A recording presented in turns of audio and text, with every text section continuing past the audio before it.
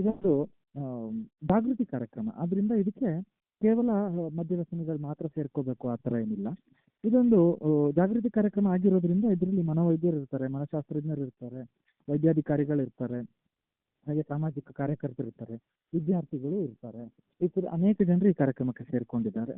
ಅಷ್ಟೇ ಅಲ್ಲದೆ ಇದು ಯಾವುದೇ ಸಂಘ ಸಂಸ್ಥೆ ಯಾವುದಕ್ಕೆ ಸಂಬಂಧಪಟ್ಟಿದ್ದಲ್ಲೇ ಇರೋದ್ರಿಂದ ಇದಕ್ಕೆ ಅನೇಕ ಧಾರ್ಮಿಕ ಸಂಸ್ಥೆಗಳಿಂದನೂ ಸೇರ್ಕೋತಾರೆ, ಅನೇಕ ಸಮಾಜ ಸೇವಾ ಸಂಘಗಳಿಂದನೂ ಸೇರ್ಕೋತಾರೆ, ಅನೇಕ ಗುಂಪುಗಳು, ಸ್ವಸಹಾಯ ಗುಂಪುಗಳು, ಹೀಗೆ ಅನೇಕರು ನಮ್ಮ ಕಾರ್ಯಕ್ರಮಕ್ಕೆ ನಮ್ಮ ಜೊತೆ ಸೇರ್ಕೋತಾರೆ. ನಮ್ಮ ಡಾಕ್ಟರ್ ಎ ವಿ ಬಾಳಿಗ ಆಸ್ಪತ್ರೆ ಉಡುಪಿಯಲ್ಲಿ ಇರೋದ್ರಿಂದ ಉಡುಪಿ ಹಾಗೂ ಸುತ್ತಮುತ್ತಲಿನ ಭಾಗ, ಉಡುಪಿ, ದಕ್ಷಿಣ ಕನ್ನಡ, ಈ ಕುಂದಾಪುರ, ಈ ಥರ ಜಾಗಗಳಿಂದ ಅನೇಕರು ಈ ಕಾರ್ಯಕ್ರಮಕ್ಕೆ ಭಾಗವಹಿಸ್ತಾರೆ ಸ್ನೇಹಿತರೆ. ಸೊ ಇನ್ನೇನು ಕಾರ್ಯಕ್ರಮವನ್ನು ಶುರು ಮಾಡ್ತಕ್ಕಂಥ ಸಮಯ. ಇವತ್ತಿನ ನಮ್ಮ ಸಂಪನ್ಮೂಲ ವ್ಯಕ್ತಿಗಳಾಗಿ ಡಾಕ್ಟರ್ ವಿರೂಪಾಕ್ಷ ದೇವರಮನೆಯವರು ಬಂದಿದ್ದಾರೆ. ಅವರು ಡಾಕ್ಟರ್ ಎ ವಿ ಬಾಳಿಗ ಸ್ಮಾರಕ ಆಸ್ಪತ್ರೆ ಉಡುಪಿಯಲ್ಲಿ ಮನೋವೈದ್ಯರಾಗಿ ಕೆಲಸ ಮಾಡ್ತಾ ಇದ್ದಾರೆ. ಅವ್ರ ಮಾತುಗಳು ಮುಗಿದ ಮೇಲೆ ನೀವು ಮುಕ್ತ ಸಂವಾದಕ್ಕೆ ಅವಕಾಶವಿರುತ್ತೆ. ಮುಕ್ತ ಸಂವಾದದ ಸಮಯದಲ್ಲಿ ನೀವು ಪ್ರಶ್ನೆಗಳನ್ನ ಕೇಳ್ಬೋದು ಸ್ನೇಹಿತರೆ. ಹಾಗೆಯೇ ನೀವು ದಯವಿಟ್ಟು ಪ್ರಶ್ನೆಗಳನ್ನ ಕೇಳ್ತಾಗ್ಲಿ ಅಥವಾ ಮಧ್ಯದಲ್ಲಿ ಅನ್ಮ್ಯೂಟ್ ಮಾಡೋದಾಗ್ಲಿ ಯಾವುದನ್ನು ಮಾಡಬಾರ್ದು. ಆದಷ್ಟು ಪ್ರಶಾಂತವಾದ ಪರಿಸರದಲ್ಲಿ ಕೂತ್ಕೊಂಡು 1 ಗಂಟೆ ಸಮಯವನ್ನ ಇದಕ್ಕೋಸ್ಕರ ನಿಗದಿಪಡಿಸ್ಕೊಂಡು ಇಡಬೇಕು. ಮಧ್ಯದಲ್ಲಿ ಅವರ ಸಂಪನ್ಮೂಲ ವ್ಯಕ್ತಿಗಳ ಮಾತು ಮುಗಿಯುವವರೆಗೂ ಶಾಂತಚಿತ್ತರಾಗಿ ನೀವು ಆಲಿಸಬೇಕು. ನಂತರದಲ್ಲಿ ನಿಮಗೆ ಮುಕ್ತ ಸಂವಾದಕ್ಕೆ ಅವಕಾಶ ಇರುತ್ತೆ. ಆವಾಗ ಪ್ರಶ್ನೆಗಳಿರ್ಬೋದು, ಸಮಸ್ಯೆಗಳಿರ್ಬೋದು, ಅನುಭವಗಳಿರ್ಬೋದು, ಚುಟುಕಾಗಿ ಹಂಚ್ಕೋಬಹುದು ಸ್ನೇಹಿತರೆ. ಆದಷ್ಟು ನಿಮ್ಮ ಸಮಸ್ಯೆಗಳನ್ನ ನಾವು ಪರಿಹರಿಸಲಿಕ್ಕೆ ಪ್ರಯತ್ನ ಮಾಡ್ತೇವೆ. ಹಾಗೆ ನಿಮ್ಗೆ ಕೆಲವರಿಗೆ ಯಾರಿಗಾದರೂ ನಮ್ಮ ಗುರುತು ಪರಿಚಯ ಹೇಳ್ಕೊಳ್ಳೋದಕ್ಕೆ ಇಷ್ಟ ಇಲ್ಲ ಅಂದರೆ ಈಗಾಗಲೇ ಹೇಳ್ತೀವಿ ಸ್ನೇಹಿತರೆ, ನಾವು ನಿಮ್ಮ ಯಾವ ವಿವರಗಳನ್ನು ಸಂಗ್ರಹಿಸೋದಿಲ್ಲ. ನಿಮ್ಮ ಗೌಪ್ಯತೆಯನ್ನು ನಾವು ಸಹ ಕಾಪಾಡೋದ್ರಲ್ಲಿ ಬದ್ಧರಾಗಿರ್ತೇವೆ. ಹಾಗೆ ಸ್ನೇಹಿತರೆ, ಇನ್ನೇನು ಕಾರ್ಯಕ್ರಮ ಶುರು ಮಾಡ್ತಕ್ಕಂಥ ಸಮಯ ಈಗಾಗಲೇ 5-6 ನಿಮಿಷ ಆಗಿದೆ. ನಿಮ್ಮ ಸಂಪನ್ಮೂಲ ವ್ಯಕ್ತಿಗಳ ಮಾತಿದೆ, ಎಲ್ಲರೂ ಸೇರ್ಕೊಂಡಿದ್ದಾರೆ ಅನ್ಕೋತೀನಿ. ಡಾಕ್ಟರ್ ವಿರೂಪಾಕ್ಷ ದೇವರಮನೆಯವರು ಮನೋವೈದ್ಯರಾಗಿ ಡಾಕ್ಟರ್ ಎ ವಿ ಬಾಳಿಗ ಸ್ಮಾರಕ ಆಸ್ಪತ್ರೆ ಉಡುಪಿಯಲ್ಲಿ ಕೆಲಸ ಮಾಡ್ತಾ ಇದ್ದಾರೆ. ಅವರನ್ನ ಈ ಕಾರ್ಯಕ್ರಮಕ್ಕೆ ಸ್ವಾಗತಿಸ್ತಾ ಇದ್ದೇನೆ. Welcome to the program sir. Star 6. Thank you Sachin. ನಮಸ್ಕಾರ, ಧನ್ಯವಾದಗಳು. ಕೇಳ್ತಿದೆ ಸರ್. ಹಲೋ, ಕೇಳ್ತಾ ಇಲ್ವಾ? ಹಾಂ, ಈಗ ಕೇಳ್ತಾ ಇದೆ ಸರ್. ಎಸ್, ಧನ್ಯವಾದಗಳು. ಪ್ರಾರಂಭಿಸ್ಬೋದಾ?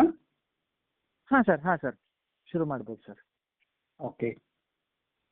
ಆರಂಭದಲ್ಲಿ ಈ ಕಾರ್ಯಕ್ರಮದಲ್ಲಿ ಭಾಗವಹಿಸಿರ್ತಕ್ಕಂಥ ಎಲ್ಲ ಸದಸ್ಯರಿಗೆ, ಸ್ನೇಹಿತರಿಗೆ, ಬಂಧುಗಳಿಗೆ ನಮಸ್ಕಾರ. ಈ ಗುರುವಾರದ ಸಂಜೆ ನಮಗೆ ಕಳೆದ 80 ವಾರಗಳಿಂದ ನಿಮ್ಮ ಜೊತೆಗೆಲ್ಲ ನಮ್ಮ ಆಸ್ಪತ್ರೆಯ ವಿವಿಧ ಸಿಬ್ಬಂದಿ ವರ್ಗದವರು ಬೇರೆ ಬೇರೆ ವಿಚಾರಗಳನ್ನು ಹಂಚಿಕೊಳ್ತಾ ಬರ್ತಾ ಇದ್ದಾರೆ. ಆ ಮಟ್ಟಕ್ಕೆ ಗುರುವಾರದ ಸಂಜೆ ಒಂದು ವಿಶೇಷ ಸಂಜೆಯಾಗಿ ಮಾರ್ಪಟ್ಟಿದೆ.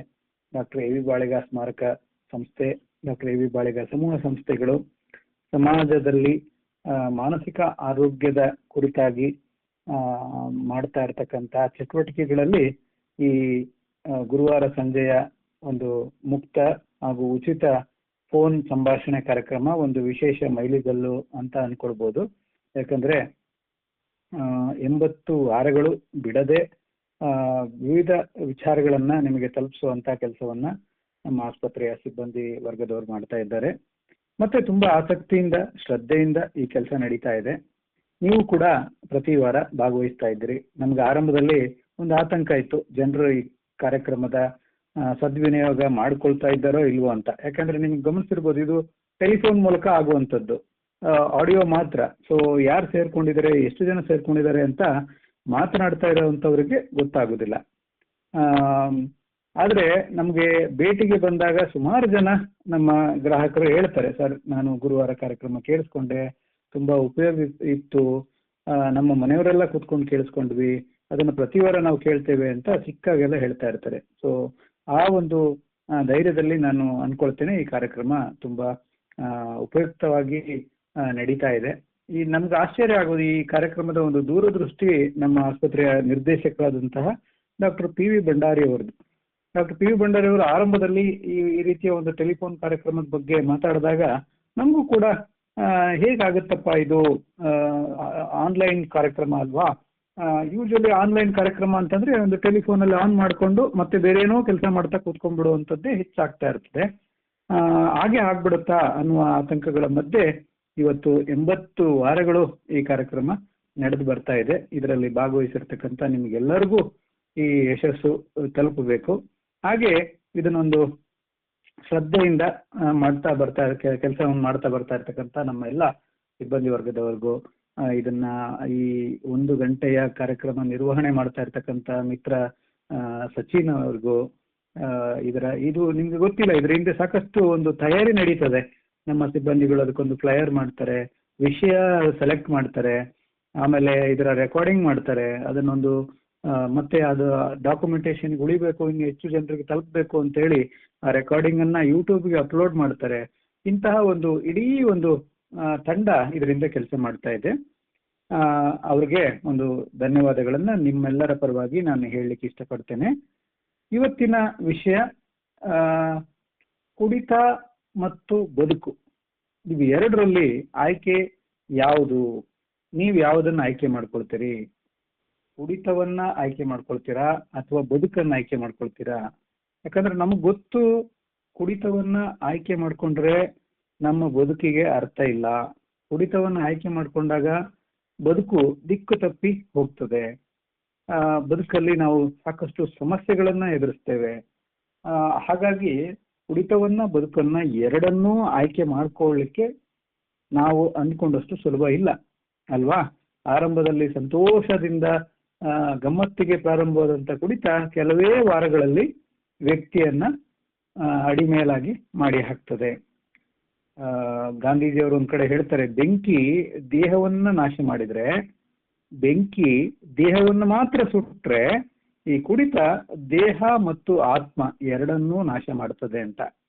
ಸೊ ಅಷ್ಟು ಕಡಾಖಂಡಿತವಾಗಿ ಮಹಾತ್ಮ ಗಾಂಧಿಯವರು ಈ ಮಾತನ್ನು ಹೇಳಿರ್ಬೇಕಂತಂದ್ರೆ ಕುಡಿತದ ಒಂದು ತೀವ್ರತೆಯನ್ನ ಅವರು ಹತ್ತಿರದಿಂದ ಗಮನಿಸಿ ಅವ್ರು ಹೇಳ್ತಾರೆ, ಒಂದೇ ಒಂದು ದಿನ ನನಗೆ ಏನಾದರೂ ಡಿಕ್ಟೇಟರ್ಶಿಪ್ ಕೊಟ್ಬಿಟ್ರೆ, ಸರ್ವಾಧಿಕಾರಿಯನ್ನಾಗಿ ಮಾಡ್ಬಿಟ್ರೆ, ನಾನು ಎಲ್ಲ ಕುಡಿತದ ಅಂಗಡಿಗಳನ್ನ ಬಂದ್ ಮಾಡಿಸ್ಬಿಡ್ತೇನೆ ಅಂತ. ಅದೊಂದು ಎಲ್ಲರ ಮನಸ್ಸಿನ ಒಂದು ಆಶಯ.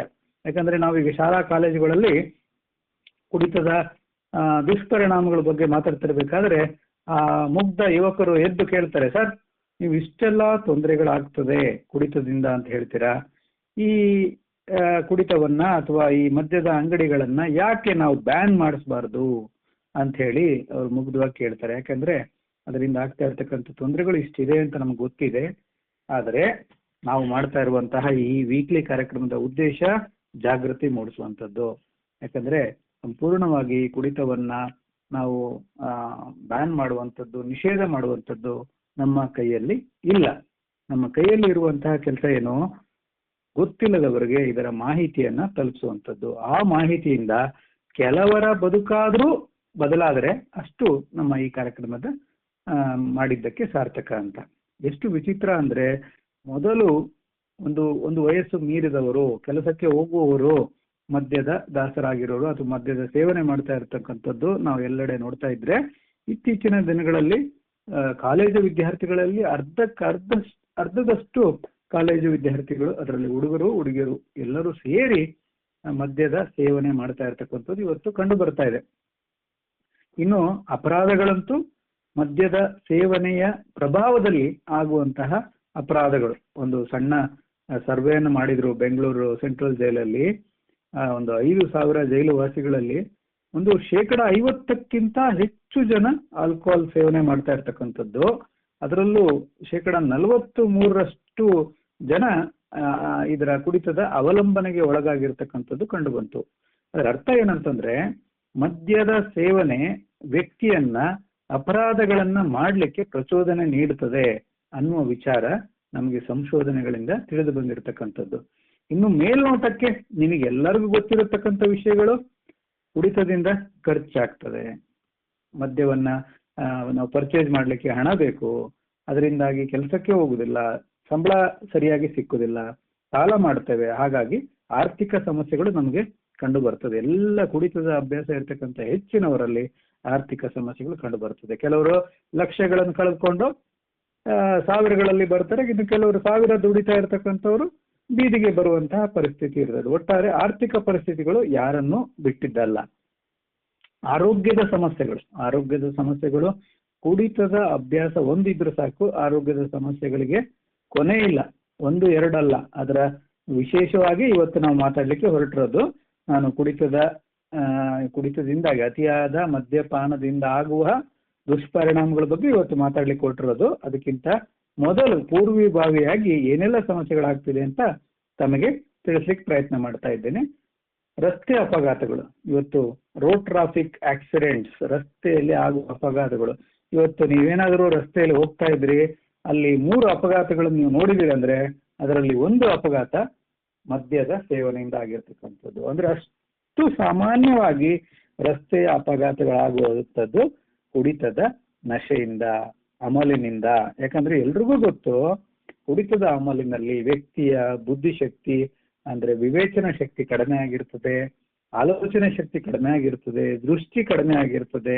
ಯಾವಾಗ ಯಾವ ರೀತಿ ಗಾಡಿಯನ್ನ ಡ್ರೈವ್ ಮಾಡಬೇಕು, ಎಲ್ಲಿ ಬ್ರೇಕ್ ಹಾಕಬೇಕು ಅನ್ನುವ ಆಲೋಚನೆ ಕಡಿಮೆ ಆಗಿರುತ್ತೆ. ಆದ್ರೆ ಅವ್ರಿಗೆ ಏನು ಕಾನ್ಫಿಡೆನ್ಸ್ ಅಂದ್ರೆ, ನಾನು ಕುಡಿದಿದ್ರು ಕೂಡ ನಾನು ಡ್ರೈವ್ ಮಾಡ್ತೇನೆ, ನಾನು ಆಕ್ಸಿಡೆಂಟ್ ಮಾಡೋದಿಲ್ಲ ಅನ್ನುವ ಒಂದು ಹುಮ್ಮಸ್ಸು, ಓವರ್ ಕಾನ್ಫಿಡೆನ್ಸ್ ಅವರಲ್ಲಿ ಇರ್ತದೆ. ರಸ್ತೆ ಅಪಘಾತಗಳು, ಒಂದು ಕುಡಿತದ ವ್ಯಕ್ತಿ ಆ ವೆಹಿಕಲ್ನ ಆಕ್ಸಿಡೆಂಟ್ ಮಾಡೋದು ಇರ್ಬೋದು, ಇಲ್ಲ ಕುಡಿದ ಅಮಲಿನಲ್ಲಿ ಎದುರಿಗೆ ಬರ್ತಿರ್ತಕ್ಕಂಥ ವ್ಯಕ್ತಿಗೆ ಆಕ್ಸಿಡೆಂಟ್ ಮಾಡಿ ಆ ಎದುರಿಗಿರ್ತಕ್ಕಂಥ ವ್ಯಕ್ತಿಗಳಿಗೆ ಅನಾಹುತಗಳು ಕೂಡ ಆಗಬಹುದು. ರೋಡ್ ಟ್ರಾಫಿಕ್ ಆಕ್ಸಿಡೆಂಟ್ಸ್, ಇನ್ನು ಪೆಟ್ಟು, ಗಾಯ, ಹೊಡೆದುಕೊಳ್ಳೋದು, ಒಬ್ರಿಗೊಬ್ರು ಚಚ್ಕೊಳ್ಳುವಂಥದ್ದು ತುಂಬಾ ಸಾಮಾನ್ಯ. ಕುಡಿದು ಮನೆಗೆ ಬಂದ್ರೆ ಯಾರು ಬೇರೆ ಎಲ್ಲೋ ರಸ್ತೆಯಲ್ಲಿ ಜಗಳ ಆಗಿಲ್ಲ ಅಂದ್ರೆ ಕೂಡ ಮನೆಯಲ್ಲಿ ಗಂಡ ಹೆಂಡತಿ ಜಗಳ ಮಾಡ್ಕೊಳ್ಳುವಂಥದ್ದು, ಮಕ್ಕಳಿಗೆ ಪೆಟ್ಟು ಹಾಕುವಂಥದ್ದು, ಗಾಯ ಮಾಡುವಂಥದ್ದು ತುಂಬಾ ಸಾಮಾನ್ಯ. ಇನ್ನು ದಾಂಪತ್ಯದಲ್ಲಿ ವಿರಸ, ದಾಂಪತ್ಯ ವಿಚ್ಛೇದನಗಳು, ಕುಡಿತದ ಸಮಸ್ಯೆ ಇರ್ತಕ್ಕಂಥ ಮನೆಗಳಲ್ಲಿ ಪ್ರತಿನಿತ್ಯ ದಾಂಪತ್ಯ ಸಾಮರಸ್ಯದ ಕೊರತೆಯಿಂದಾಗಿ ಜಗಳಗಳಾಗ್ತದೆ. ಕೆಲವರು ಅದರಿಂದಾಗಿ ದೂರ ಆಗುವ ಸಾಧ್ಯತೆ ಇರುತ್ತೆ. ಹೆಚ್ಚು ವಿಚ್ಛೇದನಗಳು ಕುಡಿತದ ಸಮಸ್ಯೆಯಿಂದ ಆಗ್ತದೆ. ತಂದೆ ತಾಯಿ ಪ್ರತಿನಿತ್ಯ ಜಗಳ ಮಾಡ್ತಾರೆ, ಗಲಾಟೆ ಮಾಡ್ಕೊಳ್ತಾರೆ, ಪೆಟ್ಟು ಮಾಡ್ಕೊಳ್ತಾರೆ ಅಂದ ತಕ್ಷಣ ಆ ಮನೆಯಲ್ಲಿರ್ತಕ್ಕಂಥ ಮಕ್ಕಳು ಸುರಕ್ಷಿತವಾಗಿರ್ಲಿಕ್ಕೆ ಸಾಧ್ಯನಾ? ಅವರ ಮಾನಸಿಕ ಆರೋಗ್ಯದ ಮೇಲೆ ಕೂಡ ದುಷ್ಪರಿಣಾಮಗಳು ಬೀರೋದು ಈ ಕುಡಿತದಿಂದಾಗಿ. ಹಾಗಾಗಿ ಮಕ್ಕಳ ಮೇಲೆ ತೊಂದರೆಗಳಾಗ್ತದೆ. ಹಾಗೆ ಒಂದು ವ್ಯಕ್ತಿಗಳ ಒಂದು ಕೆಲಸ ಮಾಡುವಂತ ಸಾಮರ್ಥ್ಯ ಏನಿದೆ, ಅವನು ಒಳ್ಳೆ ಕೆಲಸಗಾರಪ್ಪ ಅಂತ ನಾವು ಯಾರನ್ನೋ ಕರಿತಾ ಇರ್ತೀವಿ, ಆ ವ್ಯಕ್ತಿ ಕುಡಿತದ ಅಭ್ಯಾಸ ಪ್ರಾರಂಭ ಆದ ಮೇಲೆ ಅವನ ಒಂದು ಕಾರ್ಯಕ್ಷಮತೆ, ಅವನ ಕೆಲಸ ಮಾಡುವಂತ ಸಾಮರ್ಥ್ಯ ಪ್ರತಿನಿತ್ಯ ಕಡಿಮೆ ಆಗ್ತಾ ಹೋಗ್ತದೆ. ಯಾಕಂದ್ರೆ ಎಷ್ಟೋ ಜನ ಇವತ್ತು ಚೆನ್ನಾಗಿ ಕೆಲಸ ಮಾಡ್ತಾ ಇರ್ತಕ್ಕಂಥವ್ರು ಅವ್ರು ಅನ್ಕೊಳ್ಬಹುದು ಏನಂದ್ರೆ, ನಾನು ಕುಡಿದ್ರೇನೆ ಕೆಲಸ ಮಾಡ್ಲಿಕ್ಕೆ ಆಗೋದು, ನಾನು ತುಂಬಾ ಕಷ್ಟದ ಕೆಲಸ ಮಾಡ್ತೇನೆ, ನನಗೆ ಸುಸ್ತು ಕಡಿಮೆ ಮಾಡ್ಕೊಳ್ಳಿಕ್ಕೆ ನಾನು ಕುಡಿಲೇಬೇಕು ಅಂತ ನಾವು ಮನಸ್ಸಿಗೆ ನೆಪವನ್ನು ಹೇಳ್ಕೊಳ್ಬಹುದು. ಆದ್ರೆ ಇವತ್ತು ಇದ್ದಷ್ಟು ಸಾಮರ್ಥ್ಯ ಇನ್ನೊಂದು ವಾರ ಬಿಟ್ಟಿರೋದಿಲ್ಲ, ಇನ್ನೊಂದು ತಿಂಗಳು ಬಿಟ್ಟಿರೋದಿಲ್ಲ, ಇನ್ನೊಂದು 2 ವರ್ಷದಲ್ಲಿ ನನ್ನ ಸಾಮರ್ಥ್ಯ ಸಂಪೂರ್ಣವಾಗಿ ಕುಗ್ಗಿರ್ತದೆ. ಇನ್ನು ಆತ್ಮಹತ್ಯೆಗಳ ಸಂಖ್ಯೆ, ಕೊಲೆಗಳ ಸಂಖ್ಯೆ, ಅಪರಾಧಗಳ ಸಂಖ್ಯೆ, ಇವೆಲ್ಲವನ್ನು ನಾವು ಕೂತ್ಕೊಂಡು ಅನಲೈಸಿಸ್ ಮಾಡಿದ್ವಿ. ಈಗ ಒಂದು ಊರಲ್ಲಿ ಆತ್ಮಹತ್ಯೆಗಳಾಗ್ತದೆ, ಬೇರೆ ಬೇರೆ ಕಾರಣಗಳು, ವೈಯಕ್ತಿಕ ಕಾರಣಗಳಿಂದ ಆತ್ಮಹತ್ಯೆಗಳಾಗ್ತದೆ, ಮಾನಸಿಕ ಕಾಯಿಲೆಗಳಿರ್ತಕ್ಕಂಥದ್ರಿಂದ ಆತ್ಮಹತ್ಯೆಗಳಾಗ್ತದೆ. ಆದ್ರೆ ಈ ಆತ್ಮಹತ್ಯೆಯ ಆಲೋಚನೆಗಳು ಇರ್ತಕ್ಕಂಥ ವ್ಯಕ್ತಿಗೆ ಅದರ ಜೊತೆಗೆ ಏನಾದ್ರೂ ಮದ್ಯಪಾನ ಇದ್ರೆ, ಮದ್ಯಪಾನ ಸೇವನೆಯ ಅಭ್ಯಾಸ ಇದ್ರೆ ಅವ್ರಿಗೆ ಆತ್ಮಹತ್ಯೆಯ ಒಂದು ರಿಸ್ಕ್ ಜಾಸ್ತಿ ಅಂತ ಕಂಡು ಬರ್ತದೆ. ಸೊ ಅದು ಆತ್ಮಹತ್ಯೆಗಳ ಸಂಖ್ಯೆ ಹೆಚ್ಚಾಗ್ಲಿಕ್ಕೆ ಈ ಕುಡಿತ ಒಂದು ಕಾರಣ ಆಗಿದೆ ಅಂತ ನಾವು ತಿಳ್ಕೊಳ್ಬೇಕು. ಯಾಕಂದ್ರೆ ಎಷ್ಟೋ ವ್ಯಕ್ತಿಗಳು ಆತ್ಮಹತ್ಯೆ ಮಾಡ್ಕೊಂಡ ತಕ್ಷಣ ಅವ್ರಿಗೆ ಬೇರೆ ಸಮಸ್ಯೆ ಇತ್ತು, ಇನ್ನೇನೋ ತೊಂದರೆ ಆಗಿತ್ತು, ಹಣಕಾಸಿನ ಸಮಸ್ಯೆ ಇತ್ತು ಅಂತೆಲ್ಲ ನಮಗೆ ಮೇಲ್ನೋಟಕ್ಕೆ ಕಾಣಿಸುತ್ತೆ. ಆದ್ರೆ ಹಣಕಾಸಿನ ಸಮಸ್ಯೆ 2-3 ವರ್ಷದಿಂದ ಇತ್ತು. ಆದ್ರೆ ಇವತ್ತಿನ ದಿನ ಯಾಕೆ ಆ ವ್ಯಕ್ತಿ ಆತ್ಮಹತ್ಯೆ ಮಾಡ್ಕೊಳ್ಬೇಕಾಯ್ತು ಅಂದ್ರೆ, ಇವತ್ತು ಅವನು ಮದ್ಯದ ಪ್ರಭಾವದಲ್ಲಿದ್ದಾಗ ಅವನ ಒಂದು ಆಲೋಚನಾ ಶಕ್ತಿ, ವಿವೇಚನಾ ಶಕ್ತಿ ಕೊರತೆ ಆಗಿರ್ತದೆ. ಮತ್ತೆ ಒಂದು ದುಡುಕು ನಿರ್ಧಾರ, ಕೋಪದಲ್ಲಿ, ಸಿಟ್ಟಿನಲ್ಲಿ, ಹಠದಲ್ಲಿ ನಿರ್ಧಾರ ತೆಗೆದುಕೊಳ್ಳುವಂತಹ ಸಾಧ್ಯತೆ ಕುಡಿತದ ಅಮಲಿನಲ್ಲಿ ಜಾಸ್ತಿ. ಹಾಗಾಗಿ ಆತ್ಮಹತ್ಯೆಗಳಿಗೆ, ಕೊಲೆಗಳಿಗೆ, ಅಪರಾಧಗಳಿಗೆ, ಪೆಟ್ಟುಗಳಿಗೆ ಈ ಕುಡಿತ ಒಂದು ದೊಡ್ಡ ಕಾರಣ ಆಗ್ತದೆ.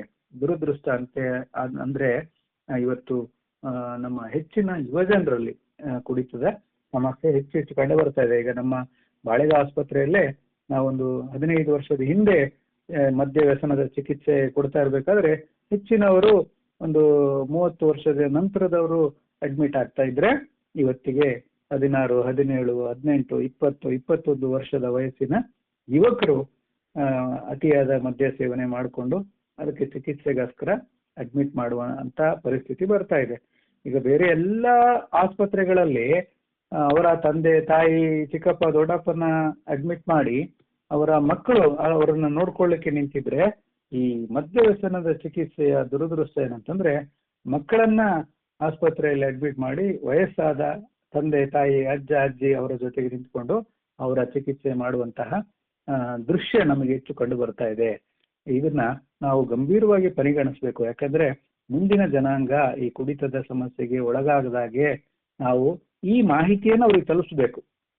ಯಾಕೆ ಈ ಮಾಹಿತಿಯನ್ನು ತಲುಪಿಸ್ಬೇಕು ಅಂತಂದ್ರೆ ಆರಂಭದಲ್ಲಿ ಕುಡಿತದ ಪರಿಚಯ ಆಗುವುದು ಹೇಗೆ? ಹದಿಹರೆಯದಲ್ಲಿ ಯಾರೋ ಸ್ನೇಹಿತರ ಒಂದು ಪಾರ್ಟಿಗೋಸ್ಕರ, ಬರ್ತ್ಡೇ ಪಾರ್ಟಿಗೋಸ್ಕರ, ಖುಷಿಗೋಸ್ಕರ, ಒಂದು ದೊಂಪಕ್ಕೋಸ್ಕರ, ಒಂದು ಫ್ಯಾಮಿಲಿ ಫಂಕ್ಷನಿಗೋಸ್ಕರ, ಸಂತೋಷಕ್ಕೋಸ್ಕರ ಅಂತ ಪ್ರಾರಂಭ ಆಗುವಂತಹ ಕುಡಿತ ಹಾಗೆ ಸೋಷಿಯಲ್ ಡ್ರಿಂಕಿಂಗ್ ಅಪರೂಪಕ್ಕೊಮ್ಮೆ ಅಂತ ಪ್ರಾರಂಭ ಮಾಡಿದಂಥ ಕುಡಿತದ 100 ಜನರಲ್ಲಿ 20% ಜನ ಅವರು ಕುಡಿತಕ್ಕೆ ದಾಸರಾಗ್ತಾರೆ. ಅಂದ್ರೆ ಡಿಪೆಂಡೆನ್ಸ್ ಅಂತ ಏನ್ ಹೇಳ್ತೀವಿ, ಅವಲಂಬನೆ ಒಂದು 20 ಜನರಲ್ಲಿ ಆಗ್ಬೋದು. ಸೊ ಯಾರು ಬೇಕಿದ್ರೂ ಡಿಪೆಂಡೆಂಟ್ ಆಗ್ಬೋದು. ಕೆಲವರು ಅನ್ಕೊಳ್ಬೋದು ನಾನೇನು ಜಾಸ್ತಿ ಕುಡಿಯೋದಿಲ್ಲ, ನಾನೊಮ್ಮೆ ಅಪರೂಪಕ್ಕೊಮ್ಮೆ ಕುಡಿತೇನೆ, ನಾನು ಫ್ರೆಂಡ್ಸ್ ಸಿಕ್ಕಾಗಷ್ಟೇ ಕುಡಿತೇನೆ ಅಂತ ಅನ್ಕೊಳ್ತಿರೋರೆಲ್ಲ ಎಚ್ಚೆತ್ಕೊಳ್ಬೇಕೇನಂದ್ರೆ ಈ 20% ಯಾರು ಅವಲಂಬನೆಗೆ ಒಳಗಾಗ್ತಾರೆ ಅವರು ಇಂಥವರೇ ಅಂತ ಹೇಳಲಿಕ್ಕೆ ಸಾಧ್ಯ ಇಲ್ಲ. ಯಾರು ಬೇಕಿದ್ರು ಡಿಪೆಂಡೆನ್ಸಿಗೆ ಒಳಗಾಗಬಹುದು. ಹಾಗಾಗಿ ಜಾಗ್ರತೆ ಮಾಡ್ಕೊಳ್ಳೋಣ. ಇನ್ನು ಇವತ್ತು ಈ ಸಣ್ಣ ಪೀಠಿಕೆಯಿಂದ ನಾನು ಇವತ್ತಿನ ಮುಖ್ಯ ವಿಷಯಕ್ಕೆ ಬರ್ತಾ ಇದ್ದೇನೆ. ಈ ಅತಿಯಾದ ಮದ್ಯಪಾನದಿಂದ ಆಗುವ ಆರೋಗ್ಯದ ಸಮಸ್ಯೆಗಳು, ಇದ್ರ ಬಗ್ಗೆ ನಾವು ತಿಳ್ಕೊಳ್ಬೇಕು. ಯಾಕಂದ್ರೆ ಇವತ್ತು ನಾವು ಯಾರಿಗಾದ್ರೂ ನಮ್ಮ ಈಗ ಎಷ್ಟೋ ಜನ ನೀವು ಈ ಕಾರ್ಯಕ್ರಮ ಕೇಳಿಸ್ಕೊಳ್ತಾ ಇರೋರು ಈಗಾಗಲೇ ಮದ್ಯವರ್ಜನ ಮಾಡಿದ್ದೀರಾ, ಕುಡಿತವನ್ನು ಬಿಟ್ಟಿದ್ದೀರಾ, ಚೆನ್ನಾಗಿ ಬದುಕ್ತಾ ಇದ್ದೀರಾ. ನಿಮಗೆ ಯಾರೋ ತಮಾಷೆ ಮಾಡ್ತಾರೆ, ಏನು ಮಾರಾಯ ನೀನು ಏನು ಕಳ್ಕೊಂತಿದ್ಯಾ ಲೈಫಲ್ಲಿ, ನಾವೆಲ್ಲ ಎಷ್ಟು ಗಮ್ಮತ್ ಮಾಡ್ತಾ ಇದ್ದೀವಿ, ನೀನು ಇದನ್ನೆಲ್ಲ ಕಳ್ಕೊಳ್ತಾ ಇದೀಯಾ, ಏನ್ ನಿಂದು ಒಂದು ಬದುಕ, ನೀನು ಏನು ಪಾರ್ಟಿಗೆ ಬರೋದಿಲ್ಲ, ಕುಡಿದೇ ಇದ್ರೆ ಏನು ಗಮ್ಮತ್ ಇರುತ್ತೆ ಅಂತೆಲ್ಲ ನಿಮ್ಮನ್ನು ಮತ್ತೆ ಪ್ರವೋಕ್ ಮಾಡಲಿಕ್ಕೆ ಸಾಧ್ಯತೆಗಳಿದೆ. ಆದರೆ ನೀವು ಅವ್ರಿಗೆಲ್ಲ ಸಾಧ್ಯವಾದಷ್ಟು ಈ ವಿಷಯಗಳನ್ನು ತಿಳಿಸಿ, ಇಲ್ಲದಿದ್ರೆ ನಿಮ್ಮ ಮನಸ್ಸಿಗೆ ಪುನಃ ಪುನಃ ಮನವರಿಕೆ ಮಾಡ್ಕೊಳ್ಳಿ, ನಾನು ಕುಡಿತವನ್ನ ನಿಲ್ಲಿಸಿ ಒಳ್ಳೆ ಕೆಲಸವನ್ನು ಮಾಡಿದ್ದೇನೆ. ಯಾಕೆಂದ್ರೆ ಈ ಕುಡಿತದ ಆರಂಭದಲ್ಲಿ ಯಾರು ಹೇಳ್ತಾರೆ ನೀನು ಜಸ್ಟ್ ಒಂದು 2 ಪೆಗ್ ತಕೊಂಡು ಹೋಗ್ಬಾ ಅಷ್ಟೇ, ಜಾಸ್ತಿ ಹೊತ್ತು ಕೂತ್ಕೊಳ್ಬೇಡ, ಅಥವಾ ನೀನು ಜಸ್ಟ್ ಒಂದು ಬಿಯರ್ ತಕ್ಕೋ ಮತ್ತೇನು ಜಾಸ್ತಿ ತಗೊಳ್ಬೇಡ ಅಂತ ನಿಮ್ಗೆ ಪ್ರಚೋದನೆ ನೀಡ್ಲಿಕ್ಕೂ ಸಾಕು.